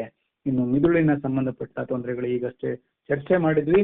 ಇನ್ನೂ ಕೆಲವರಲ್ಲಿ ನಿರಂತರವಾಗಿ ಸರಿಯಾಗಿ ಊಟನೂ ಮಾಡ್ತಾ ಇಲ್ಲ, ಕುಡಿಯೋದನ್ನು ನಿಲ್ಲಿಸ್ತಾ ಇಲ್ಲ ಅನ್ನೋರಲ್ಲಿ ನೆನಪಿನ ಶಕ್ತಿ ಕಡಿಮೆ ಆಗಿ ಮರೆಗುಳಿತನ, ಡಿಮೆನ್ಷಿಯಾ ಕೂಡ ಉಂಟಾಗಬಹುದು. ಇದು ಮದ್ಯಪಾನ, ಅತಿಯಾದ ಮದ್ಯಪಾನದಿಂದಾಗುವ ದೈಹಿಕ ಆರೋಗ್ಯದ ಸಮಸ್ಯೆಗಳು. ಇಷ್ಟೆಲ್ಲ ಕೇಳಿ ನಾವು ಮದ್ಯಪಾನವನ್ನ ಆಯ್ಕೆ ಮಾಡ್ಕೊಳ್ತೀವ, ಬದುಕನ್ನ ಆಯ್ಕೆ ಮಾಡ್ಕೊಳ್ತೀವ ಅನ್ನುವ ನಿರ್ಧಾರವನ್ನ ನಿಮಗೇ ಬಿಟ್ಟು ನಾನು ನನ್ನ ಮಾತುಗಳನ್ನು ಮುಗಿಸ್ತೇನೆ. ಇಷ್ಟೊತ್ತು ತಾಳ್ಮೆಯಿಂದ ನೀವೆಲ್ಲ ಭಾಗವಹಿಸಿದ್ದಕ್ಕೆ ಮತ್ತು ಈಗ ಕೇಳಿದಂತಹ ಸಂದೇಶವನ್ನ ಉಳಿದವರಿಗೆ ತಲುಪಿಸ್ಲಿಕ್ಕೆ ಸಹಾಯ ಮಾಡೋದಕ್ಕೋಸ್ಕರ ನಿಮಗೆಲ್ಲರಿಗೂ ಧನ್ಯವಾದಗಳನ್ನು ಹೇಳ್ತಾ ನನ್ನ ಮಾತು ಮುಗಿಸ್ತೇನೆ. ಧನ್ಯವಾದ. ಶುಭರಾತ್ರಿ. ಧನ್ಯವಾದಗಳು ಸರ್. ಸ್ನೇಹಿತರೆ, ಇಷ್ಟೊತ್ತರೆಗೆ ಬದುಕು ಮುಖ್ಯನಾ ಅಥವಾ ಕುಡಿತ ಮುಖ್ಯನಾ, ಇದರಿಂದ ಏನೇನು ಆಗುತ್ತೆ, ನಮಗೆ ಏನೇನು ಸಮಸ್ಯೆಗಳಾಗುತ್ತೆ ಅನ್ನೋದ್ರ ಬಗ್ಗೆ ಸವಿಸ್ತಾರವಾಗಿ ತುಂಬ ಮನಮುಟ್ಟುವಂತೆ ನಮಗೆ ಇವತ್ತಿನ ಸಂಪನ್ಮೂಲ ವ್ಯಕ್ತಿಗಳಾಗಿರ್ತಕ್ಕಂಥ ಡಾಕ್ಟರ್ ವಿರೂಪಾಕ್ಷ ದೇವರಮನಿ ಅವರು ತಿಳಿಸ್ಕೊಟ್ಟಿದ್ದಾರೆ. ಮುಖ್ಯವಾಗಿ ಸ್ನೇಹಿತರೆ, ನಾವು ಇವತ್ತು ಅನೇಕ ವಾರಗಳಿಂದ ಈ ಕಾರ್ಯಕ್ರಮನ ನಡೆಸ್ಕೊಂಡು ಬರ್ತಾ ಇದ್ದೇವೆ. ಪ್ರತಿ ವಾರವೂ ಒಂದು ವಿಶೇಷವಾದ ವಿಷಯಗಳನ್ನ ಇಟ್ಕೊಂಡು, ಬೇರೆ ಬೇರೆ ವಿಷಯಗಳನ್ನ ಇಟ್ಕೊಂಡು ನಾವು ಮಾತಾಡ್ತಾ ಇರ್ತೇವೆ. ನಿಮಗೆ ಇದ್ರ ಬಗ್ಗೆ ಪ್ರಶ್ನೆಗಳಿರ್ಬೋದು. ಉದಾಹರಣೆಗೆ ಇವತ್ತಿನ ವಿಚಾರದ ಬಗ್ಗೆ ಪ್ರಶ್ನೆ ಇರ್ಬೋದು, ಅಥವಾ ಮದ್ಯ ಮತ್ತು ಮಾದಕ ದ್ರವ್ಯ ವ್ಯಸನದ ಬಗ್ಗೆ ಯಾವುದೇ ರೀತಿ ಸಂಬಂಧಪಟ್ಟ ವಿಚಾರದ ಬಗ್ಗೆ ಯಾವುದೇ ರೀತಿಯ ಪ್ರಶ್ನೆಗಳಿರ್ಬೋದು. ಆ ಪ್ರಶ್ನೆಗಳನ್ನ ನೀವು ಇವತ್ತು ಕೇಳ್ಬೋದು ಸ್ನೇಹಿತರೆ. ನೇರವಾಗಿ ಸಂಪನ್ಮೂಲ ವ್ಯಕ್ತಿಗಳೇ ನಿಮ್ಮ ಪ್ರಶ್ನೆಗೆ ಉತ್ತರ ಕೊಡ್ತಾರೆ. ಜೊತೆಗೆ ನೀವು ಮತ್ತೊಮ್ಮೆ ಹೇಳ್ತಾ ಇದ್ದೇನೆ, ನಿಮಗೆ ಗುರುತು ಹೇಳೋದಕ್ಕೆ ಇಷ್ಟ ಇಲ್ಲ, ನನ್ನ ಹೆಸರು ಅಥವಾ ನನ್ನ ಯಾವುದೇ ವಿವರಗಳನ್ನ ಕೊಡೋದಕ್ಕೆ ಇಷ್ಟ ಇಲ್ಲ ಅಂತಾದ್ರೆ ನಿಮ್ಮ ಹೆಸರನ್ನ ಹೇಳದೆ ನೇರವಾಗಿ ಪ್ರಶ್ನೆಯನ್ನ ಕೇಳ್ಬೋದು. ಹಾಗೂ ನಿಮ್ಮ ಗುರುತನ್ನ ನಾವು ಯಾವುದೇ ರೀತಿ ವಿವರಗಳನ್ನ ಸಂಗ್ರಹಿಸೋದಿಲ್ಲ, ನಿಮ್ಮ ಗೌಪ್ಯತೆಯನ್ನು ಕಾಪಾಡ್ತೇವೆ ಅಂತ ಮೂಲಕ ಹೇಳ್ತಿದ್ದೇನೆ. ಯಾರಿಗೇ ಪ್ರಶ್ನೆಗಳಿದ್ರು ಕೇಳ್ಬೋದು, ಅಥವಾ ಇನ್ನೂ ಹೆಚ್ಚಿನ ಪ್ರಶ್ನೆಗಳಿದ್ರು ಸಹ ನೀವು ನಮ್ಮ ಆಸ್ಪತ್ರೆ ಸಂಪರ್ಕ ಸಂಖ್ಯೆಗೆ ಸಂಪರ್ಕಿಸಿ ಸಹ ಕೇಳಬಹುದು. ಈ ಒಂದು ಕಾರ್ಯಕ್ರಮದ ಬಗ್ಗೆ ಆಗಲಿ, ಅಥವಾ ನಿಮಗೆ ಹೆಚ್ಚಿನ ಚಿಕಿತ್ಸೆ ಅಥವಾ ಯಾವ್ದಾದ್ರು ಮನೋವೈದ್ಯರನ್ನ, ಮನಃಶಾಸ್ತ್ರಜ್ಞರ ಸಂಪರ್ಕಿಸಬೇಕು, ಅದರ ಬಗ್ಗೆ ಮಾರ್ಗದರ್ಶನಗಳು ಬೇಕು ಅಂತಿದ್ದಲ್ಲಿ ಸಹ ನೀವು ನಮ್ಮ ಆಸ್ಪತ್ರೆ ಸಂಪರ್ಕ ಸಂಖ್ಯೆಗೆ ಸಂಪರ್ಕಿಸಿ ಕೇಳಬಹುದು. ಈಗಾಗಲೇ ಯಾರಿಗಾದ್ರೂ ಪ್ರಶ್ನೆಗಳಿದ್ರೆ *6 ಅನ್ನು ಒತ್ತಿ ಸ್ನೇಹಿತರೆ. ಸ್ಟಾರ್ ಮತ್ತೆ 6 ಅನ್ನು ಒತ್ತೋದ್ರ ಮೂಲಕ ನಿಮ್ಮನ್ನ ನೀವು ಅನ್ಮ್ಯೂಟ್ ಮಾಡ್ಕೋಬಹುದು. ಈಗ ಸುಮಾರು ಜನ ಹೊರಗಡೆ ಇರ್ತಾರೆ, ಅವ್ರ ಹಿಂದಿನ ಸದ್ದುಗದ್ದಲಗಳು ನಮಗೆ ಮಾತಿನ ಮಧ್ಯೆ ತೊಂದರೆ ಆಗುತ್ತೆ ಅನ್ನೋ ಕಾರಣಕ್ಕೋಸ್ಕರ ಎಲ್ಲರನ್ನೂ ಮ್ಯೂಟ್ ಮಾಡಿರ್ತೇವೆ. ನಿಮ್ಗೆ ಯಾರಿಗಾದ್ರೂ ಪ್ರಶ್ನೆ ಇದ್ರೆ *6 ಅನ್ನು ಒತ್ತಿ ನೀವು ಪ್ರಶ್ನೆಯನ್ನ ಕೇಳ್ಬೋದು. ಆಗ ನೀವು ಮಾತಾಡೋದು ಕೇಳಿಸುತ್ತೆ ನಮಗೆ. ನಂತರದಲ್ಲಿ ಮತ್ತೆ *6 ಅನ್ನು ಒತ್ತಿದ್ರೆ ನಿಮ್ಮನ್ನ ನೀವು ಮ್ಯೂಟ್ ಮಾಡ್ಕೋಬಹುದು. ದಯವಿಟ್ಟು ಪ್ರಶ್ನೆಯನ್ನ ಕೇಳಿ ಮ್ಯೂಟ್ ಮಾಡ್ಕೋಬೇಕು ಅಂತ ವಿನಂತಿ ಮಾಡ್ಕೋತಾ ಇದ್ದೇನೆ. ಹೆಚ್ಚಿನ ಪ್ರಶ್ನೆಗಳಿದ್ರೆ ನೀವು ನಮ್ಮ ಆಸ್ಪತ್ರೆ ಸಂಪರ್ಕ ಸಂಖ್ಯೆಗೆ ಸಂಪರ್ಕಿಸಬಹುದು. ಹಲೋ, ಬಹುಶಃ ಓಕೆ, *6 ಅನ್ನು ಒತ್ತ, ಸ್ಟಾರ್ ಮತ್ತೆ 6 ಅನ್ನು ಒತ್ತಬೇಕು ಸ್ನೇಹಿತರೆ. ನಾನು ಈ ಕಾರ್ಯಕ್ರಮದ ಇನ್ನೇನು ಒಂದು 5 ನಿಮಿಷದ ಒಳಗೆ ನಾವು ಈ ಕಾರ್ಯಕ್ರಮವನ್ನು ಮುಗಿಸ್ಬೇಕು. ಯಾಕಂದ್ರೆ ಇದೇ ಒಂದು ಚಾನಲ್ ಅಲ್ಲಿ ನೆಕ್ಸ್ಟ್ ಇನ್ನ 2 ನಿಮಿಷದಲ್ಲಿ, ಒಂದು 5 ನಿಮಿಷದ ಒಳಗಡೆ ಕರೆಕ್ಟಾಗಿ 8 ಗಂಟೆಗೆ ಸರಿಯಾಗಿ ನಮ್ದು ನಿಕೋಟಿನ್ ಅನಾನಿಮಸ್ ಅಂತ ಇನ್ನೊಂದು ಗುಂಪಿನವರು, ಸ್ವಸಹಾಯ ಗುಂಪಿನವರು, ಅವರು ಕಾರ್ಯಕ್ರಮವನ್ನು ನಡೆಸ್ತಾರೆ. ಆಸಕ್ತರು ಅದಕ್ಕೂ ಸಹ ಸೇರ್ಕೋಬಹುದು. ಆದ್ರೆ ಸ್ನೇಹಿತರೆ, ಈ ಚಾನಲ್ ಅನ್ನ ಬೇರೆ ಸಮಯದಲ್ಲಿ ಬಳಸಬೇಡಿ. ಇದು ಅನಾಮಿಕ ಅಮನಿಗಳು ತಂಡದಿಂದ ನಮಗೆ ಉಚಿತವಾಗಿ ಒಂದು ಸೇವೆಯನ್ನು ಕೊಟ್ಟಿದ್ದಾರೆ. ಆದ್ರಿಂದ ನಮ್ಮ ಡಾಕ್ಟರ್ ಎ.ವಿ. ಬಾಳಿಗ ಸ್ಮಾರಕ ಆಸ್ಪತ್ರೆ ಉಡುಪಿಯ ಈ ಕಾರ್ಯಕ್ರಮಕ್ಕೆ ಪ್ರತಿ ಗುರುವಾರ ಸಂಜೆ 7 ಗಂಟೆಯಿಂದ 8 ಗಂಟೆವರೆಗೆ ಸರಿಯಾದ ಸಮಯಕ್ಕೆ ನಡೆಯುತ್ತೆ. ಆ ಸಮಯದಲ್ಲಿ ಮಾತ್ರ ನೀವು ಈ ಒಂದು ಸಂಖ್ಯೆಯನ್ನು ಬಳಸಬೇಕು. ಬೇರೆ ಸಮಯದಲ್ಲಿ ಈ ಸಂಖ್ಯೆಯನ್ನು ಉಪಯೋಗಿಸಬೇಡಿ. ನಿಮಗೆ ಈಗಾಗಲೇ ಕಾರ್ಯಕ್ರಮದಲ್ಲಿ ಏನಾದರೂ ಬೇರೆ ಕಾರ್ಯಕ್ರಮಗಳ ಬಗ್ಗೆ ತಿಳಿದಿದ್ರೆ ಅಥವಾ ಬೇರೆ ಕಾರ್ಯಕ್ರಮದಲ್ಲಿ ಆಸಕ್ತಿ ಇದ್ರೆ ಆಗ ಮಾತ್ರ ಈ ಒಂದು ಸಂಪರ್ಕವನ್ನು ಬಳಸಬಹುದು. ದಯವಿಟ್ಟು ಇದನ್ನ ಬೇರೆ ಉದ್ದೇಶಗಳಿಗಾಗಿ ಬಳಸಬೇಡಿ ಅಂತ ಇನ್ನೊಮ್ಮೆ ವಿನಂತಿ ಮಾಡ್ಕೊತಾ ಇದ್ದೇನೆ. ಹಾಗೆ ಸ್ನೇಹಿತರೆ, ಇವತ್ತಿನ ಕಾರ್ಯಕ್ರಮದಲ್ಲಿ ನಮಗೆ ಇಷ್ಟೊಂದು ವಿಚಾರಗಳನ್ನು ತಿಳಿಸ್ಕೊಟ್ಟು ಇದ್ರ ಬಗ್ಗೆ ಇನ್ನೂ ಸವಿಸ್ತಾರವಾಗಿ ಡಾಕ್ಟರ್ ವಿರೂಪಾಕ್ಷ ದೇವರ ಮನೆಯವ್ರ ಹತ್ರನೇ ಮಾತಾಡಬೇಕು ಅನ್ನೋ ಒಂದು ಇದಿದ್ರೆ ಅವ್ರ ಅಪಾಯಿಂಟ್ಮೆಂಟ್ ಸಹ ನಿಮಗೆ ಸಿಗುತ್ತೆ. ನಿಮ್ಮ ಆಸ್ಪತ್ರೆ ಸಂಪರ್ಕ ಸಂಖ್ಯೆಗೆ ಸಂಪರ್ಕಿಸೋದ್ರ ಮೂಲಕ ನೀವು ಅವ್ರ ಅಪಾಯಿಂಟ್ಮೆಂಟ್ ತಗೋಬಹುದು, ಅಥವಾ ನಿಮ್ಮ ಆಸ್ಪತ್ರೆಗೆ ಯಾವುದೇ ರೀತಿಯ ವಿವರಗಳನ್ನ ಹಾಗೂ ಯಾವುದೇ ರೀತಿಯ ಚಿಕಿತ್ಸೆಗಾಗಿ ನೀವು ಸಂಪರ್ಕಿಸಬಹುದು. ನಮ್ಮ ಆಸ್ಪತ್ರೆ ಸಂಪರ್ಕ ಸಂಖ್ಯೆಯನ್ನು ದಯವಿಟ್ಟು ನೋಟ್ ಮಾಡ್ಕೊಳ್ಳಿ. 9242821215. ಇನ್ನೊಮ್ಮೆ ಹೇಳ್ತೇನೆ, 9242821215. ಇದು ಡಾಕ್ಟರ್ ಎ ವಿ ಬಾಳಿಗ ಸ್ಮಾರಕ ಆಸ್ಪತ್ರೆ ಉಡುಪಿಯ ಸಂಪರ್ಕ ಸಂಖ್ಯೆ. ಇಲ್ಲಿಗೆ ಸಂಪರ್ಕಿಸಿದ್ರೆ ನಿಮಗೆ ಮದ್ಯ ಮತ್ತು ಮಾದಕ ದ್ರವ್ಯ ವ್ಯಸನಕ್ಕೆ ಸಂಬಂಧಪಟ್ಟಿರ್ತಂಥ ಈ ಕಾರ್ಯಕ್ರಮಕ್ಕೆ ಆಗಿರ್ಬೋದು, ಅಥವಾ ಈ ವಿಚಾರಕ್ಕೆ ಸಂಬಂಧಪಟ್ಟಿರ್ತಂಥ ಎಲ್ಲ ವಿಚಾರಗಳು ಸಹ ನಿಮಗೆ ತಿಳ್ಕೊಬೋದು. ನೀವು ಸಂಪನ್ಮೂಲ ವ್ಯಕ್ತಿಗಳದ್ದಾಗಿರ್ಬೋದು ಅಥವಾ ನಮ್ಮ ತಜ್ಞ ವೈದ್ಯರು ಯಾರದ್ದೇ ಆದರೂ ನೀವು ಅಪಾಯಿಂಟ್ಮೆಂಟ್ ಸಹ ತಗೋಬಹುದು. ಹೆಚ್ಚಿನ ವಿವರಗಳನ್ನ ಮಾರ್ಗದರ್ಶನವನ್ನು ಅಲ್ಲಿಯೇ ನೀಡ್ತಾರೆ ನಿಮಗೆ. ಇನ್ಯಾರಿಗಾದ್ರೂ ಪ್ರಶ್ನೆಗಳಿದ್ರೆ ಕೇಳ್ಬೋದು ಸ್ನೇಹಿತರೆ, *6 ಅನ್ನು ಒತ್ತಿ ಕೇಳಬಹುದು. ಇಲ್ಲಾಂದ್ರೆ ನಾವು ಈ ಕಾರ್ಯಕ್ರಮದ ಅಂತಿಮ ಘಟ್ಟಕ್ಕೆ ಹೋಗ್ಬೋದು. ಈ ಕಾರ್ಯಕ್ರಮದ ಮುಕ್ತಾಯದ ಕಡೆಗೆ ಹೋಗೋಣ. ನಿಮ್ಗೆ ಯಾರಾದರೂ ಯಾವುದೇ ಸಮಯದಲ್ಲಿ ಈಗ ನಮ್ಮ 5 ನಿಮಿಷಗಳ ಒಳಗಡೆ ನೀವು ಏನಾದರೂ ಪ್ರಶ್ನೆಗಳಿದ್ರೆ ದಯವಿಟ್ಟು ನನ್ನ ಮಾತಿನ ಮಧ್ಯದಲ್ಲಿ ನೀವು ತಡೆದು ನೀವು ಪ್ರಶ್ನೆಯನ್ನು ಕೇಳಬಹುದು. ಹೆಚ್ಚಾಗಿ ಯಾರಿಗಾದ್ರೂ ಅನುಭವಗಳನ್ನ ಹಂಚ್ಕೊಳ್ಳೋದಕ್ಕೆ ಮುಕ್ತ ಸಂವಾದದಲ್ಲಿ ಅವಕಾಶ ಕೊಡ್ತೇವೆ. ಆದ್ರೆ ಈಗಾಗಲೇ ಸಮಯ ಆಗಿರೋದ್ರಿಂದ ಇವತ್ತು ಮುಕ್ತ ಅನುಭವಗಳನ್ನ ಹಂಚ್ಕೊಳ್ಳೋದಕ್ಕೆ ಅಥವಾ ಇದರದೊಂದಕ್ಕೆ ಬದಲು ಯಾರಿಗಾರ ಸಮಸ್ಯೆಗಳಿದ್ರೆ ಹೇಳ್ಕೋಬಹುದು. ಕೇವಲ ಪ್ರಶ್ನೆಗಳಿಲ್ಲ, ನಂಗೆ ಈ ತರ ಸಮಸ್ಯೆಗಳಿದೆ ಅನ್ನೋದಾದ್ರೆ ಅದನ್ನ ಹೇಳ್ಕೋಬಹುದು. ಅದನ್ನ ಈಗಾಗಲೇ ನಾವು ಇಲ್ಲಿಯೇ ನಾವು ಪರಿಹರಿಸೋಕೆ ಪ್ರಯತ್ನ ಮಾಡ್ತೇವೆ. ಇಲ್ಲ ಅಂದ್ರೆ ಹೆಚ್ಚಿನ ವಿವರಗಳಿಗಾಗಿ ನಮ್ಮ ಆಸ್ಪತ್ರೆ ಅಥವಾ ನಮ್ಮ ಸಂಪರ್ಕ ಸಂಖ್ಯೆಗೆ ಸಂಪರ್ಕಿಸಿದ್ರೆ ನಿಮಗೆ ಮುಂದಿನ ಏನು ಒಂದು ಅದಕ್ಕೆ ಸಮಸ್ಯೆಗೆ ಏನು ಪರಿಹಾರಕ್ಕೆ ಏನು ವ್ಯವಸ್ಥೆ ಆಗಬೇಕು ಅನ್ನೋ ರೀತಿಯಲ್ಲಿ ನಾವು ವ್ಯವಸ್ಥೆ ಮಾಡಿಕೊಡ್ತೇವೆ ಸ್ನೇಹಿತರೆ. ಈಗಾಗಲೇ ನೀವು ನಮ್ಮ ಆಸ್ಪತ್ರೆ ಸಂಪರ್ಕ ಸಂಖ್ಯೆಯನ್ನ ತೆಗೆದುಕೊಂಡಿದ್ದೀರಿ. ಹಾಗೆ ಡಾಕ್ಟರ್ ಎ ವಿ ಬಾಳಿಗ ಸ್ಮಾರಕ ಆಸ್ಪತ್ರೆ ಉಡುಪಿ ವತಿಯಿಂದ ಒಂದು ವಿಶೇಷವಾದ helpline number, emergency helpline number, ಅಂದ್ರೆ ತುರ್ತು ವೈದ್ಯಕೀಯ ಸಹಾಯಕ್ಕಾಗಿ ಒಂದು ಸಹಾಯವಾಣಿಯನ್ನು ಆರಂಭಿಸಿದ್ದೇವೆ.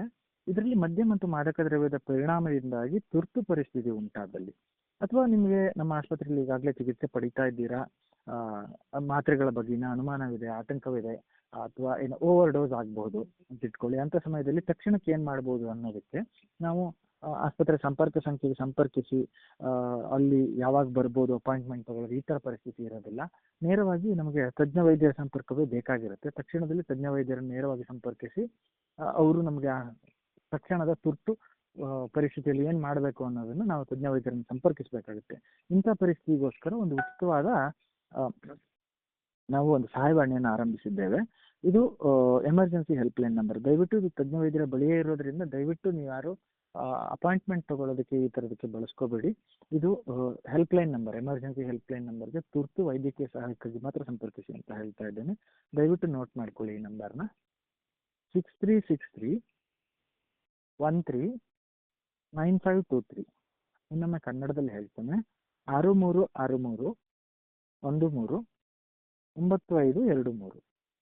ಇನ್ನು ಸ್ನೇಹಿತರೆ, ನಮ್ಮ ಆಸ್ಪತ್ರೆ ಕಡೆಯಿಂದ ಈಗಾಗಲೇ ಅನೇಕ ರೀತಿಯ ಸೇವೆಗಳು, ವೈದ್ಯಕೀಯ ಸೇವೆಗಳು, ಹಾಗೆ ವೃದ್ಧರಿಗಾಗಿ ಹಗಲು ಆರೈಕೆ ಕೇಂದ್ರದ ವ್ಯವಸ್ಥೆ, ವೃದ್ಧರ ದೀರ್ಘಕಾಲೀನ ಒಳರೋಗಿ ದಾಖಲಾತಿ ವ್ಯವಸ್ಥೆ, ಆಯುರ್ವೇದ ಚಿಕಿತ್ಸೆ, ಯೋಗ ಚಿಕಿತ್ಸೆ, ಇಂಥ ಅನೇಕ ವೈದ್ಯಕೀಯ ಸೇವೆಗಳು ನಮ್ಮ ಬಳಿ ಲಭ್ಯವಿದೆ.